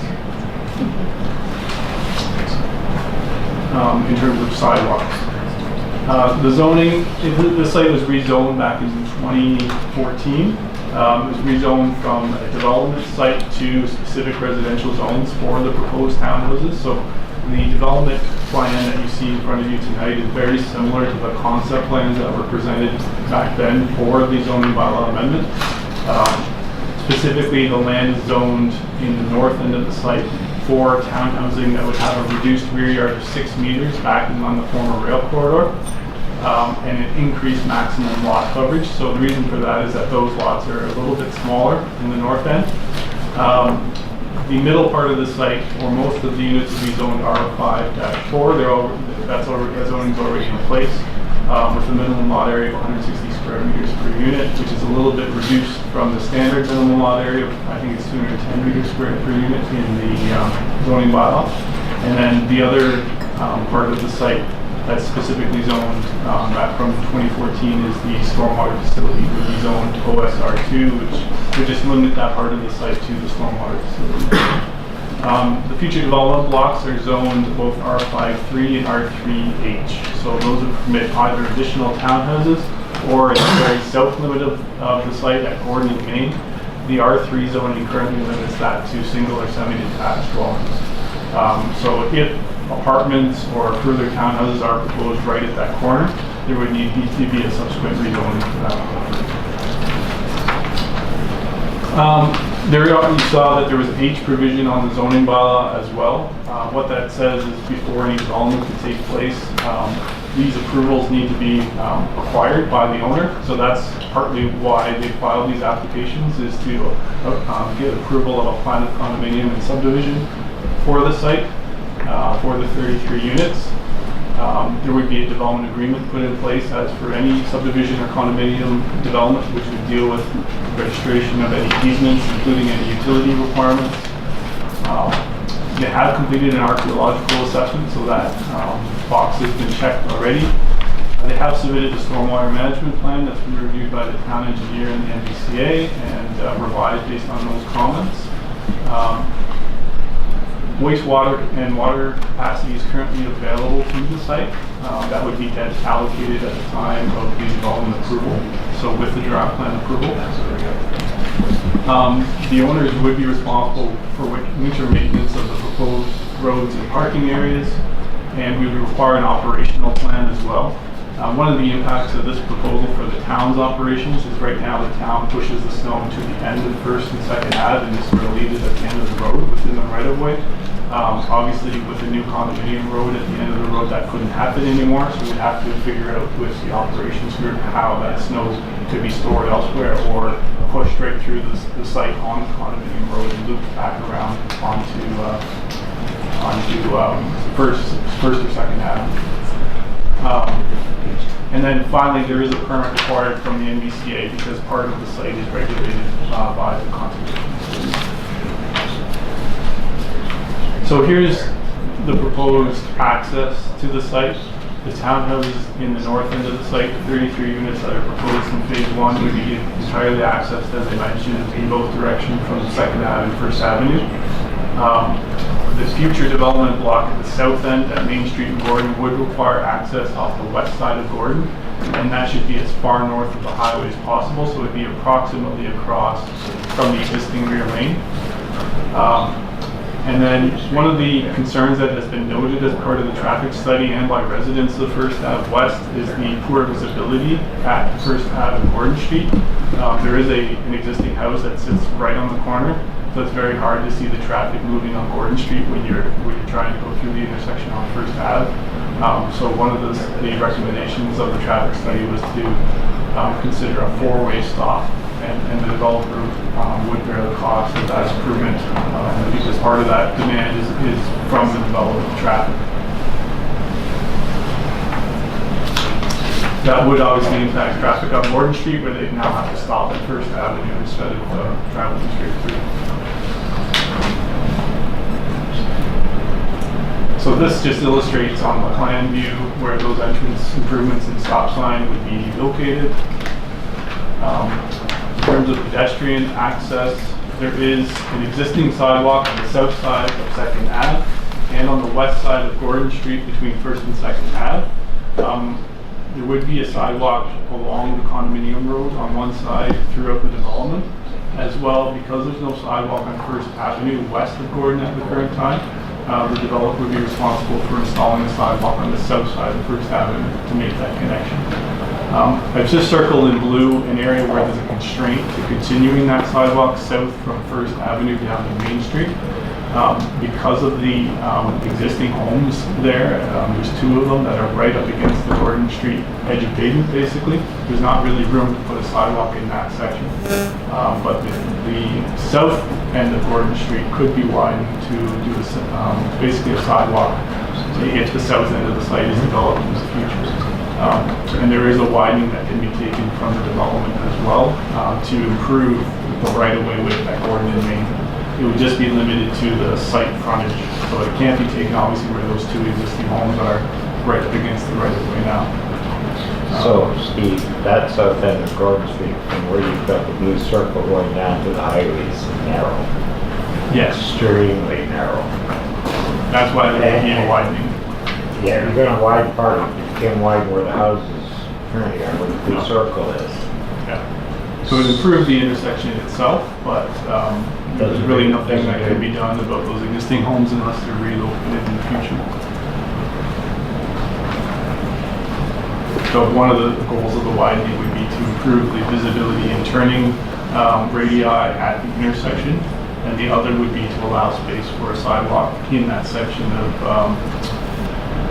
Gordon Street if it were to come into the development site from there. So my problem is if I'm walking on the sidewalk and I come out at First Avenue and I decide to go down to Main Street, I gotta go where, on the road in a blue circle and then get back onto the sidewalk after I pass the blue circle? Like, No, I'm sort of logically not. There's a tight sidewalk on the other side of the street. Yeah, is it? Yeah, there's a sidewalk on the other side. So It's still narrow. so if there's a sidewalk on the other side, why bother with the sidewalk? Because you get what I'm trying to say, it's confusing to put the sidewalk on the opposite side of the road. Because people are not going to cross the road and then turn around and recross the road to the other sidewalk. So that's why I'm saying it would only be put on the west side if the south end of the site is developed in the future. So if the south end of the site is developed and there'll be residents living there, then that would be their connection from their home down to Main Street. Would it not be more like, it's on Main, put it on Main Street, I guess. Yeah. Put it on Main Street, forget about that And sidewalk. Main Street as well. Just forget about it, they'll go across the road and get on the sidewalk on the other side. I mean, ultimately, that will be deferred to that next development application, so. These guys will just go across and come down, Correct. but these guys will need this. Yeah, on the future development. I can understand widening the road even now, but like, I don't have an issue with that, it's just the sidewalk part that bothered me. But I think as Steve's saying, Yeah. that's a future consideration. If Future that- if consideration. that's something No, that no. belongs Future to- development. No, no, but I'm saying even now with the housing that's going on, even though they're going out first and they're going out with buses and whatnot turning in on Gordon Street, widening that south part now, whether they do future development or not, would not be a bad idea. That's all I'm saying. Yeah, the widening can be taken now, so the town has the property without the sidewalk. Yeah. Forget about the sidewalk. Yeah. There are a couple of other blocks of land involved in this application. So one of them is the one on the right-hand side. There is an encroachment of an existing house on Gordon Street onto this property, and so a little sliver of land would be dedicated from the future development block to that property owner to get their property looked after and cleaned up so that their house is entirely on their property. The other is on the left side of this slide, off the end of First Avenue. Basically the right-of-way, this is an undeveloped portion of the town right-of-way, comes right into their property. and they'd be looking to basically acquire that from the town to become part of the development site. So become part of the condominium road instead of being an extra piece of right-of-way at the end of First Ave. Currently, the town doesn't really use that piece other than, as I said, pushing snow off the end of First Avenue. So, my question is, if we give them the right of way that we don't currently use to the property owner, and they're pushing snow off First Ave, they're still gonna push snow off First Ave, where's it gonna go? That's what I'm saying. They'll need to have a snow removal operational plan that coordinates the town's snow removal activities with the condo corporation. And one of the options could be, I can flip back a little bit here. I can't point to it, but if the snowplow came in on First Ave into the development site, continued on the condo road and exited on Second Ave, it could just loop right through. And so that would be a service that the condo corporation would pay the town for because they wouldn't have their own private snow removal. And the town wouldn't be obligated to do the bulb at the end. That could be looked after by the condo corporation. But if the simplest solution operationally for the town is to use the condo road to continue the snowplow route, that would be possible. And the width of the road would be the same, like paved width as the municipal road. So we would have sufficient width for the town's equipment. Okay, so I'm gonna look to the guy behind you. Does that work, Jim, for us? Through your worship, yes, that should work. It wouldn't add a whole lot of additional time to it. By the looks of it, it's fairly short, so it's easier and it's safer than stops and backups and sort of stuff looking for pedestrians and they dark behind the truck. So that service would then be built back to the condo court? Yeah.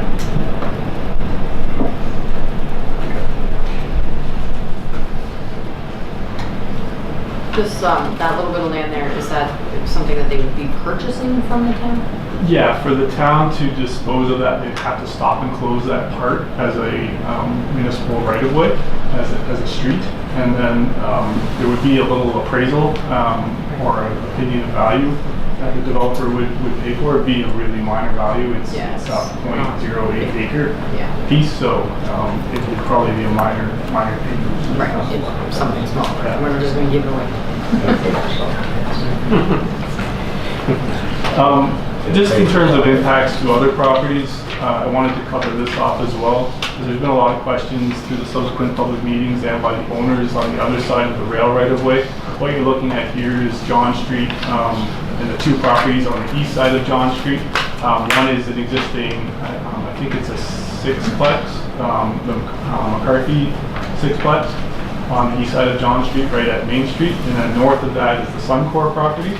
The drainage outlet for the storm facility would be a culvert that crosses under the former rail right-of-way and then goes to a drainage swale that would be protected by an easement across the Suncor property on the south end, and then across a culvert to John Street on the existing ditch on the west side of John Street.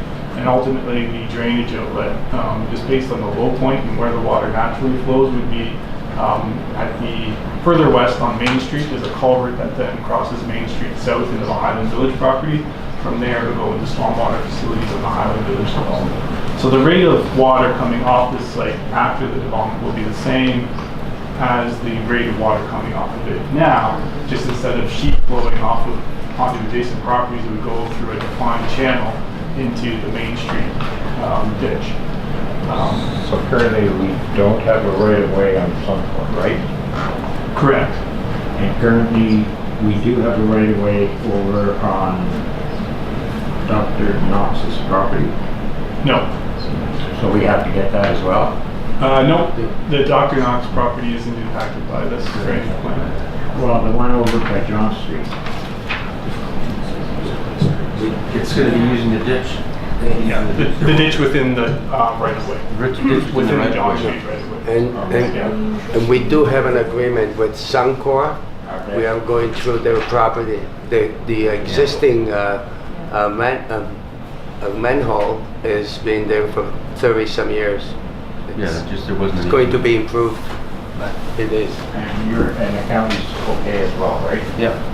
County drainage, there is a culvert design. They just wanted to make sure that it doesn't impact the existing hydro line that's underneath the county right of way. So they confirmed that with the review of the drawings of the hydro line.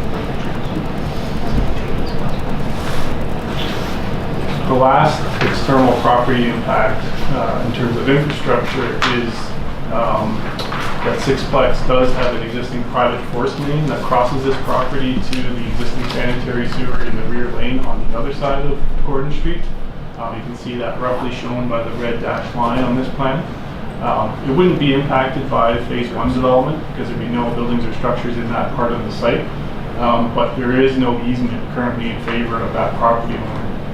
And so we reviewed that with the county because it does cross the right of way as well, and all seem to be in agreement that there really should be an easement created in favor of that property until such time as that force main is relocated properly down to Main Street or another town-owned right of way. There is provision within the Highland Village sanitary pumping station to reconnect the John Street properties to that pumping station via a new gravity sewer in the future. It's just that improvement won't be made by Highland Village. It would have to be made through this development in phase 2 by relocating that force main down to Main Street. So we can dedicate these easements now as part of it? Yes. So we have received comments as outlined in my report from the agencies circulated.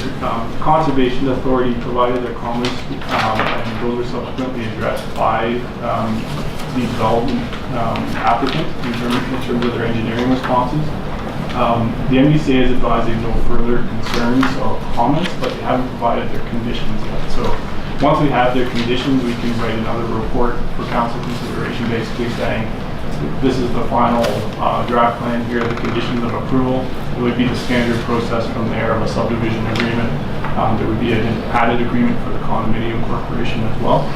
Who at the MPCA are you dealing with, Steve? Amy Knapp.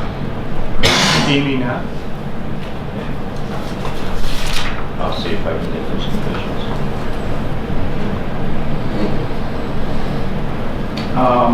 Other than that, and the county's interests in their right-of-way, there really haven't been any other external agency comments or concerns. Back to the public meeting, there were comments and concerns from the residents of 1st and 2nd Avenue about the additional traffic on their streets, about things, functional things like snow removal, garbage collection, and that kind of thing within the development. So that has all been provided to the applicant, and they've made some adjustments to their plan. There is one existing driveway as well on the north side of 1st Ave that encroaches on this property. That driveway would have to be realigned at the expense of the developer under the subdivision agreement to fix that person's driveway. And all those homeowners, obviously, who are impacted by this development would be contacted further and notified before this comes back to council with the recommendation. We did hear from several of them as part of the 124 on Sound Street public open house that we held the other week, and are working with the applicant to make sure their concerns are addressed. So with that, I'm happy to take any other questions or comments from council on this development. All right, so the motion is be it resolved the council receives report P 2019-09 from the town planner regarding applications filed by Stonebridge Holdings Inc. for lands located at the northwest corner of Main Street West and Gordon Street for plan of subdivision BPS 17-02, plan of condominium BPC 17-02, and zoning bylaw amendment Z 17-05 as information. There is a seconder for that. Councilor Keegan, second by Deputy Mayor Anderson. Any further comments or questions on that?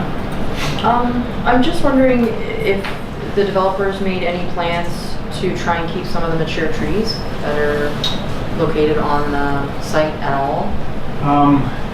They unfortunately can't be kept because of the fill and grading that needs to be done to properly grade the site, but there will be street trees put all along the condominium road. On the east side, so it provides a kind of 6-foot privacy fence all along the east boundary as well. So it provides a bit of a buffer visually and some privacy to the existing homes on 1st and 2nd Avenue. Yes, yeah. I mean, as we heard, we're not getting any trees now from the government. I mean, just that we're taking down a lot in that section. So, another quick question is the future development for Block 7.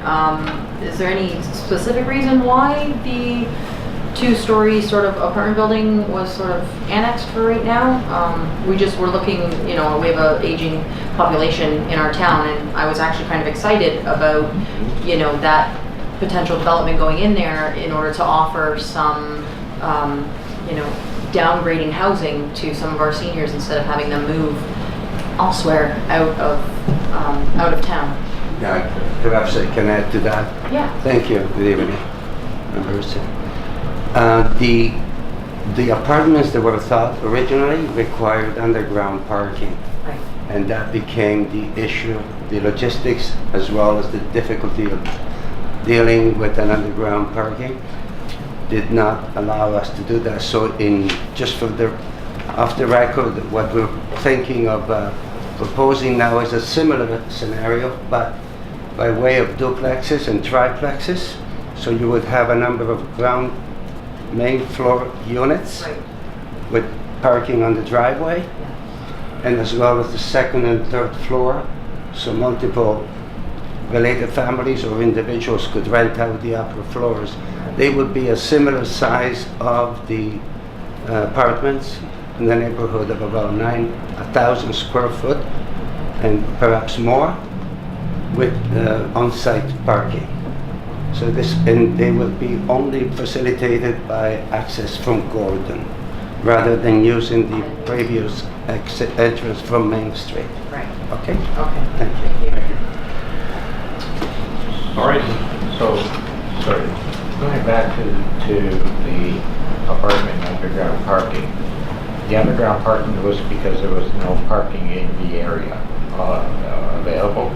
Is that why it was underground parking recommended for that apartment, Steve?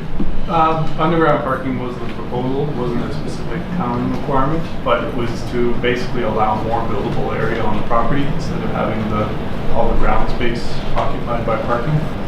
So there were 33 units proposed, and with that density, for 33 townhouses in the north end, which will have their own parking, but 33 apartment units in the south end. And with 33 units, you need at least 33 spaces, so they were going to basically put them underground to allow the apartments to go above.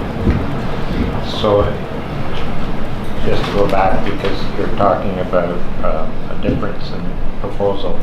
If the apartment, instead of being 33 units, was a bit smaller and it was outside covered parking or whatever, that could still be done? Yeah. Because I know he's recommending quadplexes and fourplexes, but some seniors aren't looking for that. They're looking for an apartment of some form or type. And whether it's not quite as large but smaller, but outside parking made available to them, might fit more. Just keep it in mind. Yeah. It's not a real, it's okay. We will think of that through as well. That's a possibility. Yes, thank you. Okay. Everybody all right? Okay. Call the question. All in favor? Carries. All right. Thank you. So we're just over the 2-hour mark. We'll take a quick 5-minute break, and we'll reconvene shortly. So the next one is a report from our Director of Development and Operations regarding some capital budget purchases. Through your worship, we did pass our budget early March this year for 2019, and staff set to work there getting replacement quotes from our estimates from last fall. We did receive quotes for our pickup replacement, our lawnmower replacement, and our two-way radio with our GPS tracking upgrade. For the pickups, we did receive quotes from Trillium Ford Lincoln. They came in at $34,514.96, as well as from McMaster Buick GMC. They came in at $32,218.23, and Ernie Deans at $38,173.23. We also received quotes for our mowers. So it's a replacement of a John Deere front mount mower, the old style, with the new Hustler. We got quotes there from John Deere, $13,228.80. Canadian Outfitters, they came in at $10,430.86. And then Hustler Turf Equipment, they came in at $12,267. 17. For the two-way radio replacements, we were only able to get 2 quotes locally for that. It is kind of specialized. They came in from Spectrum that we do use for our current needs. That came in at $40,797.43. And from Point to Point Barrie, they came in at $76,291.51. That's a substantial difference. It is a little different technology. They do the same requirements that we have. You still be able to track the trucks, but the GPS is separate from the two-way radio system with the one, and it's a web-based interface, where the other point-to-point is more infrastructure. You have your own server that goes with it, and it downloads directly to your own equipment. With the web-based one, we still have all the information. It's backed up, and it still works with Chad, our GIS systems guy. It works with all his stuff, so we can actually map all that stuff with his equipment that he's got too. So I got one more question though, Jim, on the radios. How do they work with the police and fire if there's an emergency situation and phone systems are down, everything else is down? Currently, they don't talk to one another as it is. You can set that up.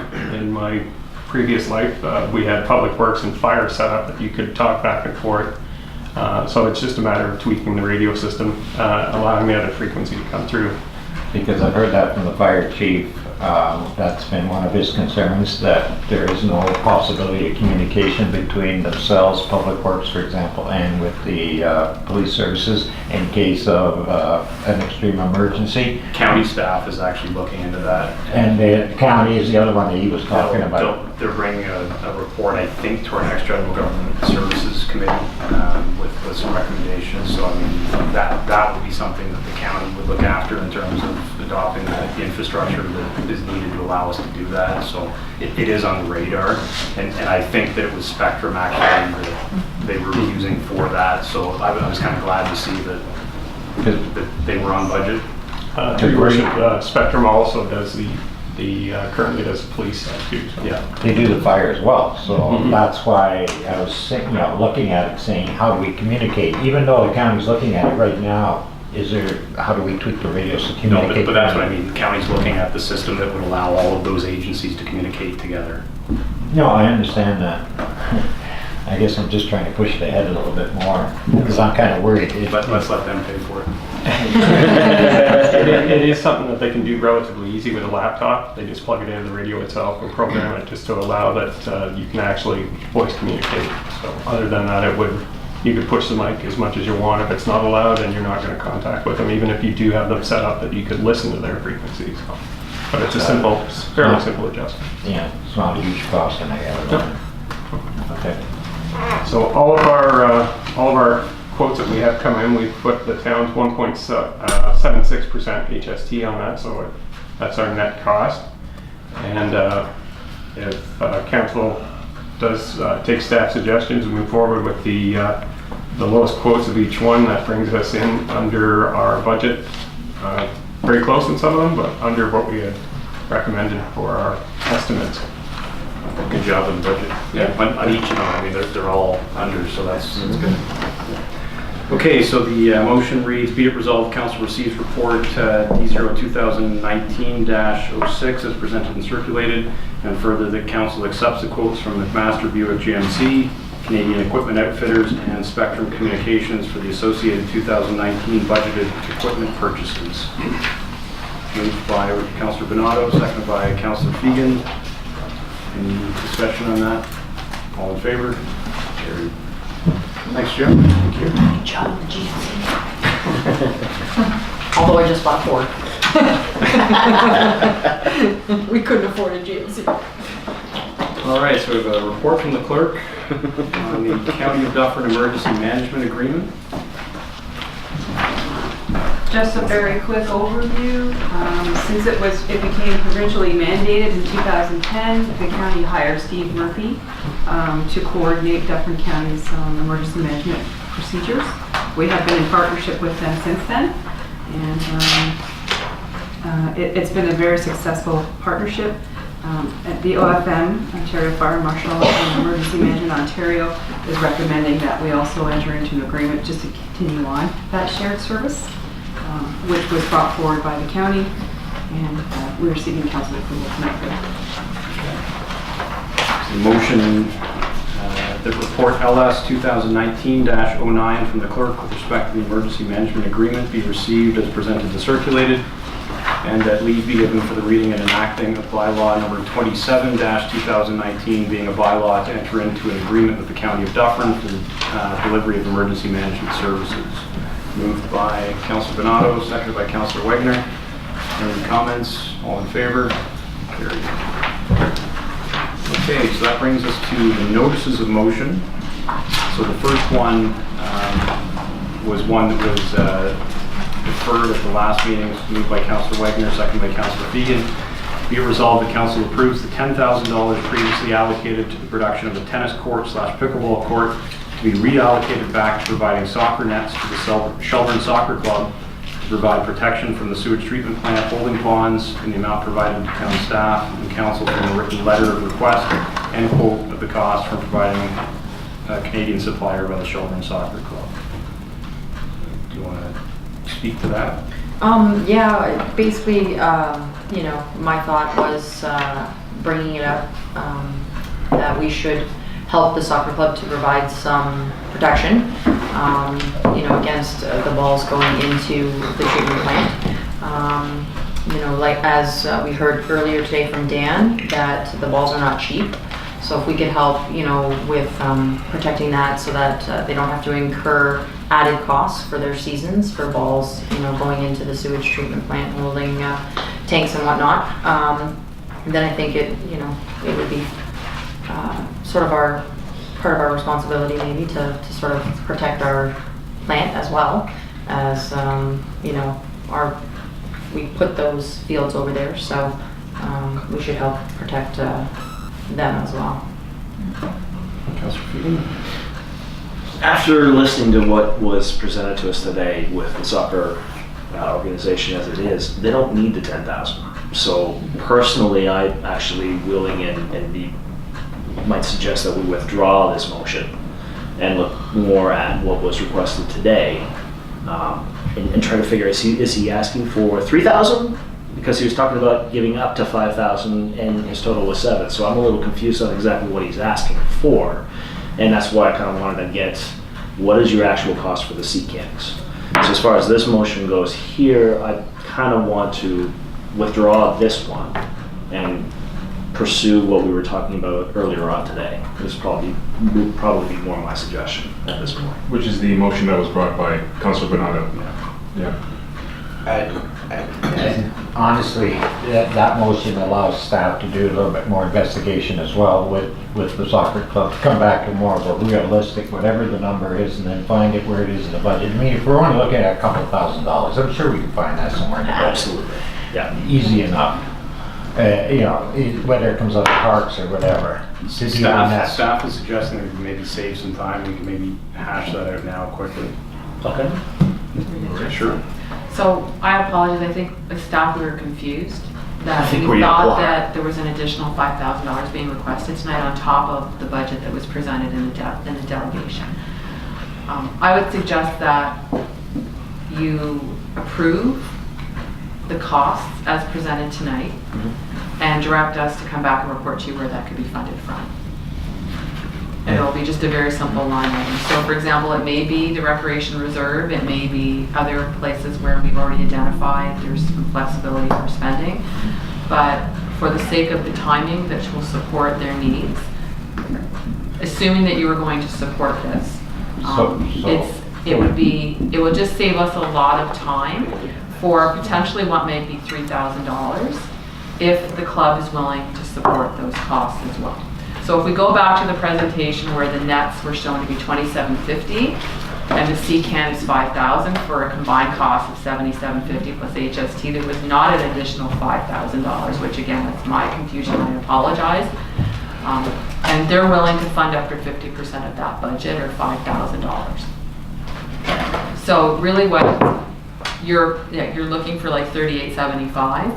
I think if you approve it, advise them that the process will go forward. We will come back to you and define where that money will be funded from. My only concern with that is, to Councillor Egan's point, is even it may very well be $3,800 if you approve it as is, but it actually might be less.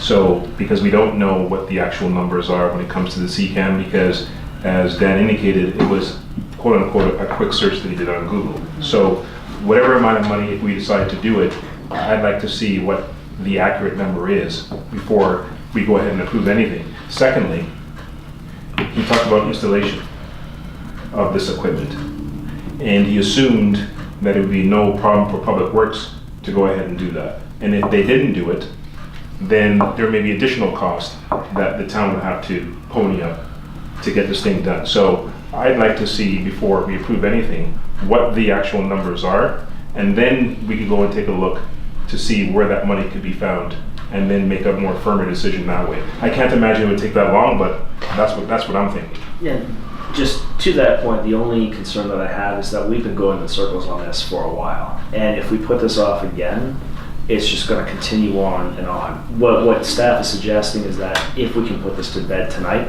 we're done with it. That's the only reason why I'm kind of... realistically, by the presentation that they gave us, we're talking 7,000. And if they're willing to put up 50% of that, so we're talking 3,500.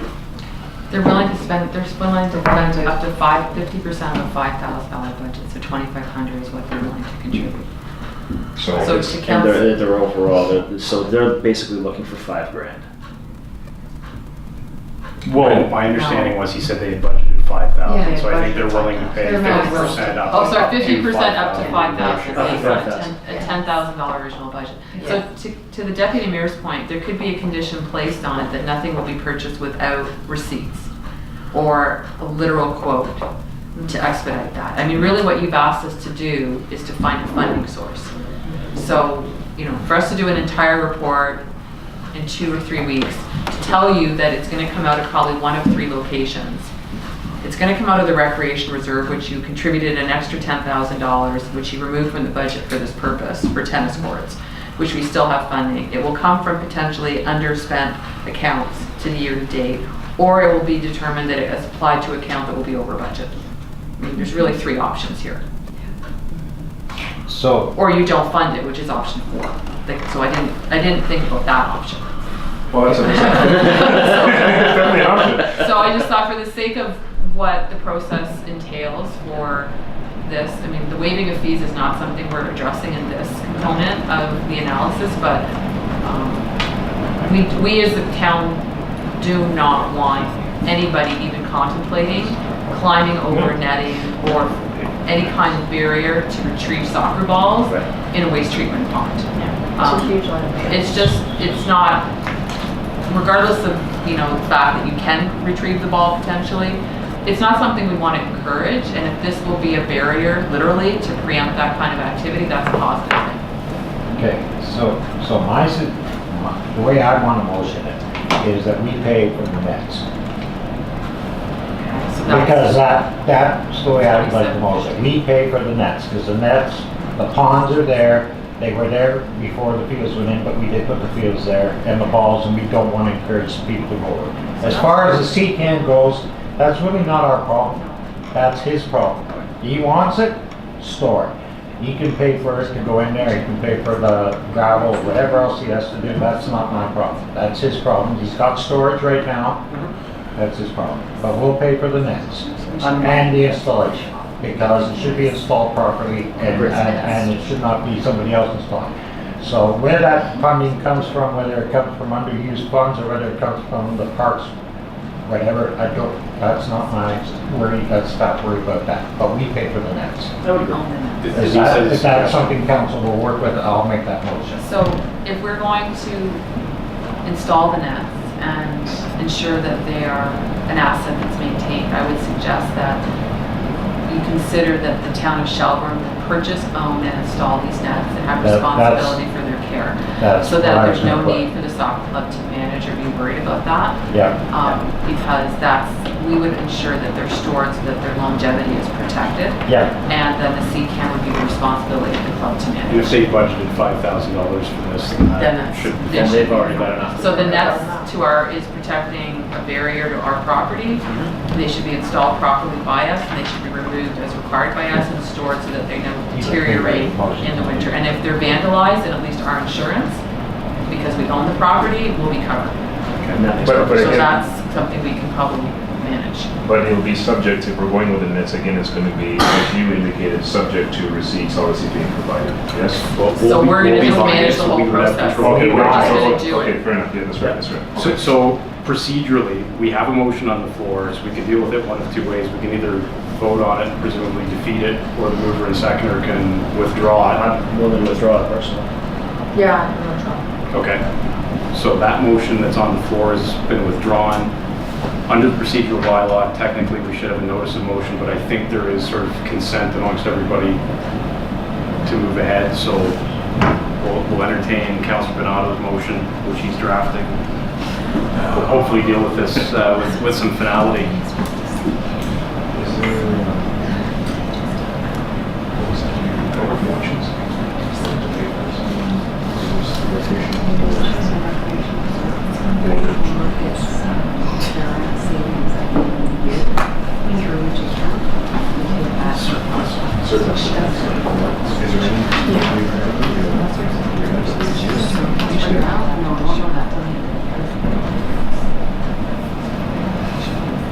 So I guess that will mean then, like town staff will have to go and put the nets down or whatever at, after the games or put them up? before the I think games? in terms of How's that actual work? use, We can have a relationship in terms of how the operations of it on a day-to-day basis for the nets, and we can figure that out. I mean, I'm more concerned about the outright purchase, the outright ownership, and the outright removal so that they're protected during winter. There's a lot of relationships where baseball clubs, for example, have the authority to turn the lights on and off. This would be the same protocol. So not just children or soccer, but whoever may be renting that field for whatever purpose. Because it's going to be just like the lights themselves. If you're having some other soccer on it, I would imagine, where you access the So I'll review that with Jim and Brad tomorrow on the operational side of this. Hopefully we can transfer that easy peasy. Hopefully that's what it is.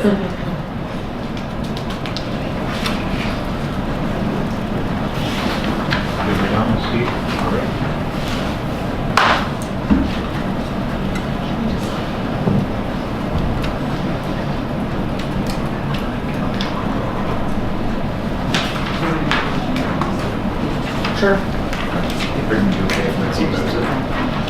I got Steve. well, you can scratch your name out. Scratch mine out. I drafted that. Well, she brought the I'll original just second one, it. so. I'll just.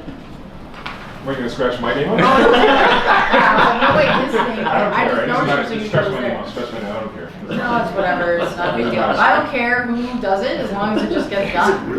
Well, then just keep it the way it is. It was a joint effort.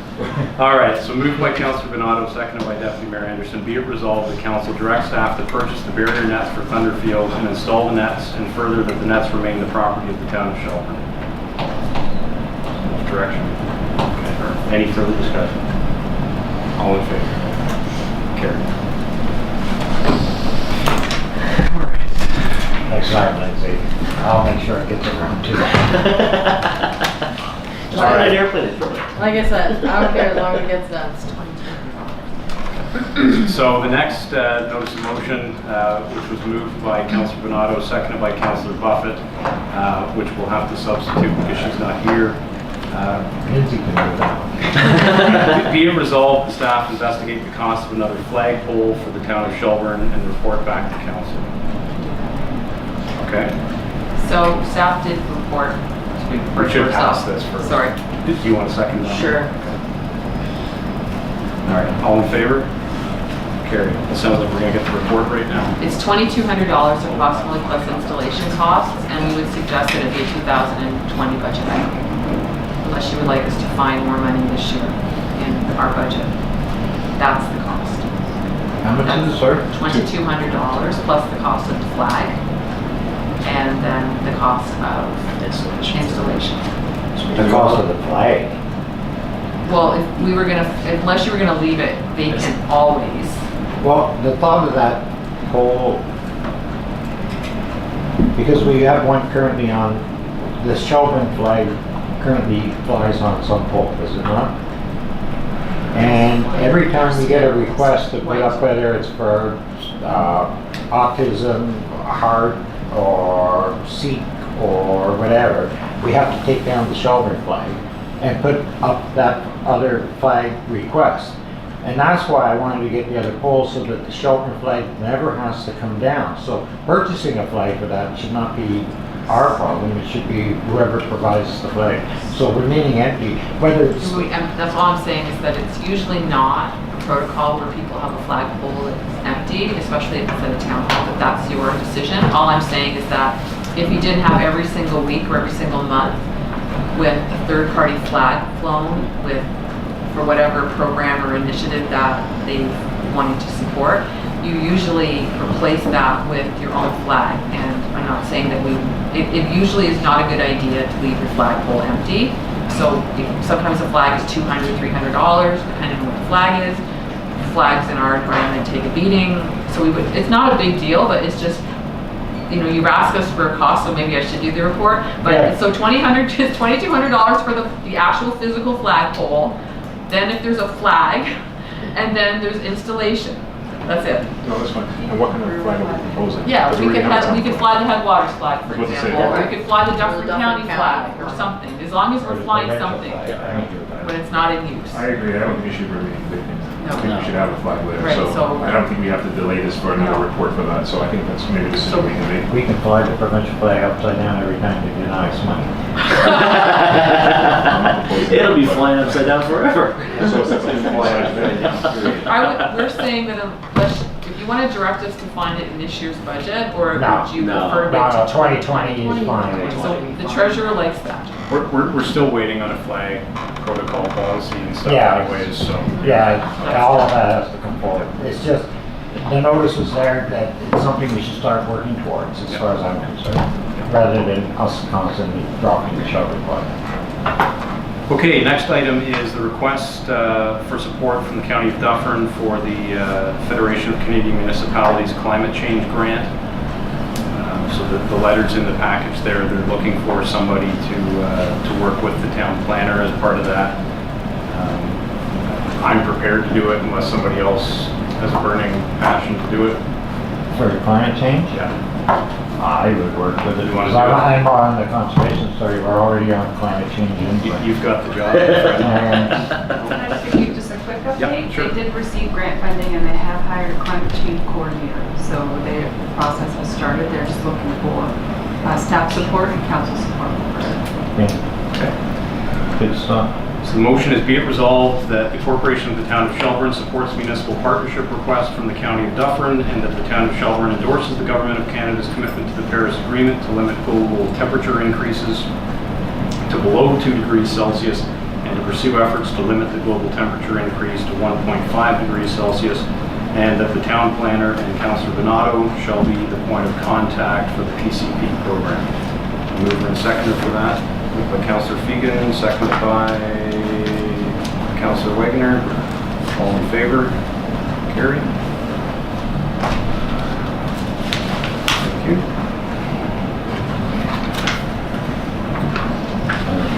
Alright, next is the letter from Highland Heights requesting support for some graduation awards and for attendance by one of us at their graduation ceremony to present that.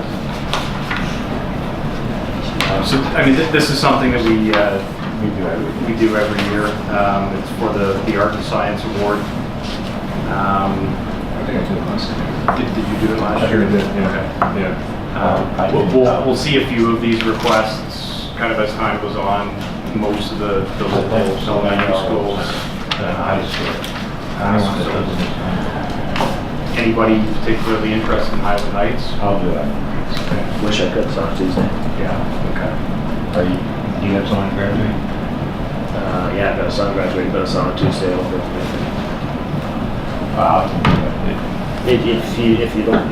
That way you can sit with your work from watch your son graduate. All right, be it resolved, the council receives the letter from Highland Heights Elementary School as presented and circulated, and the council authorizes the donation of $60 to support their art and science awards, and that Councillor Bernardo will attend the graduation ceremony being held Tuesday, June 25th at 7 p.m. to present the award. Moved by Councillor Hall, seconded by Councillor Wagner. All in favor? Carried.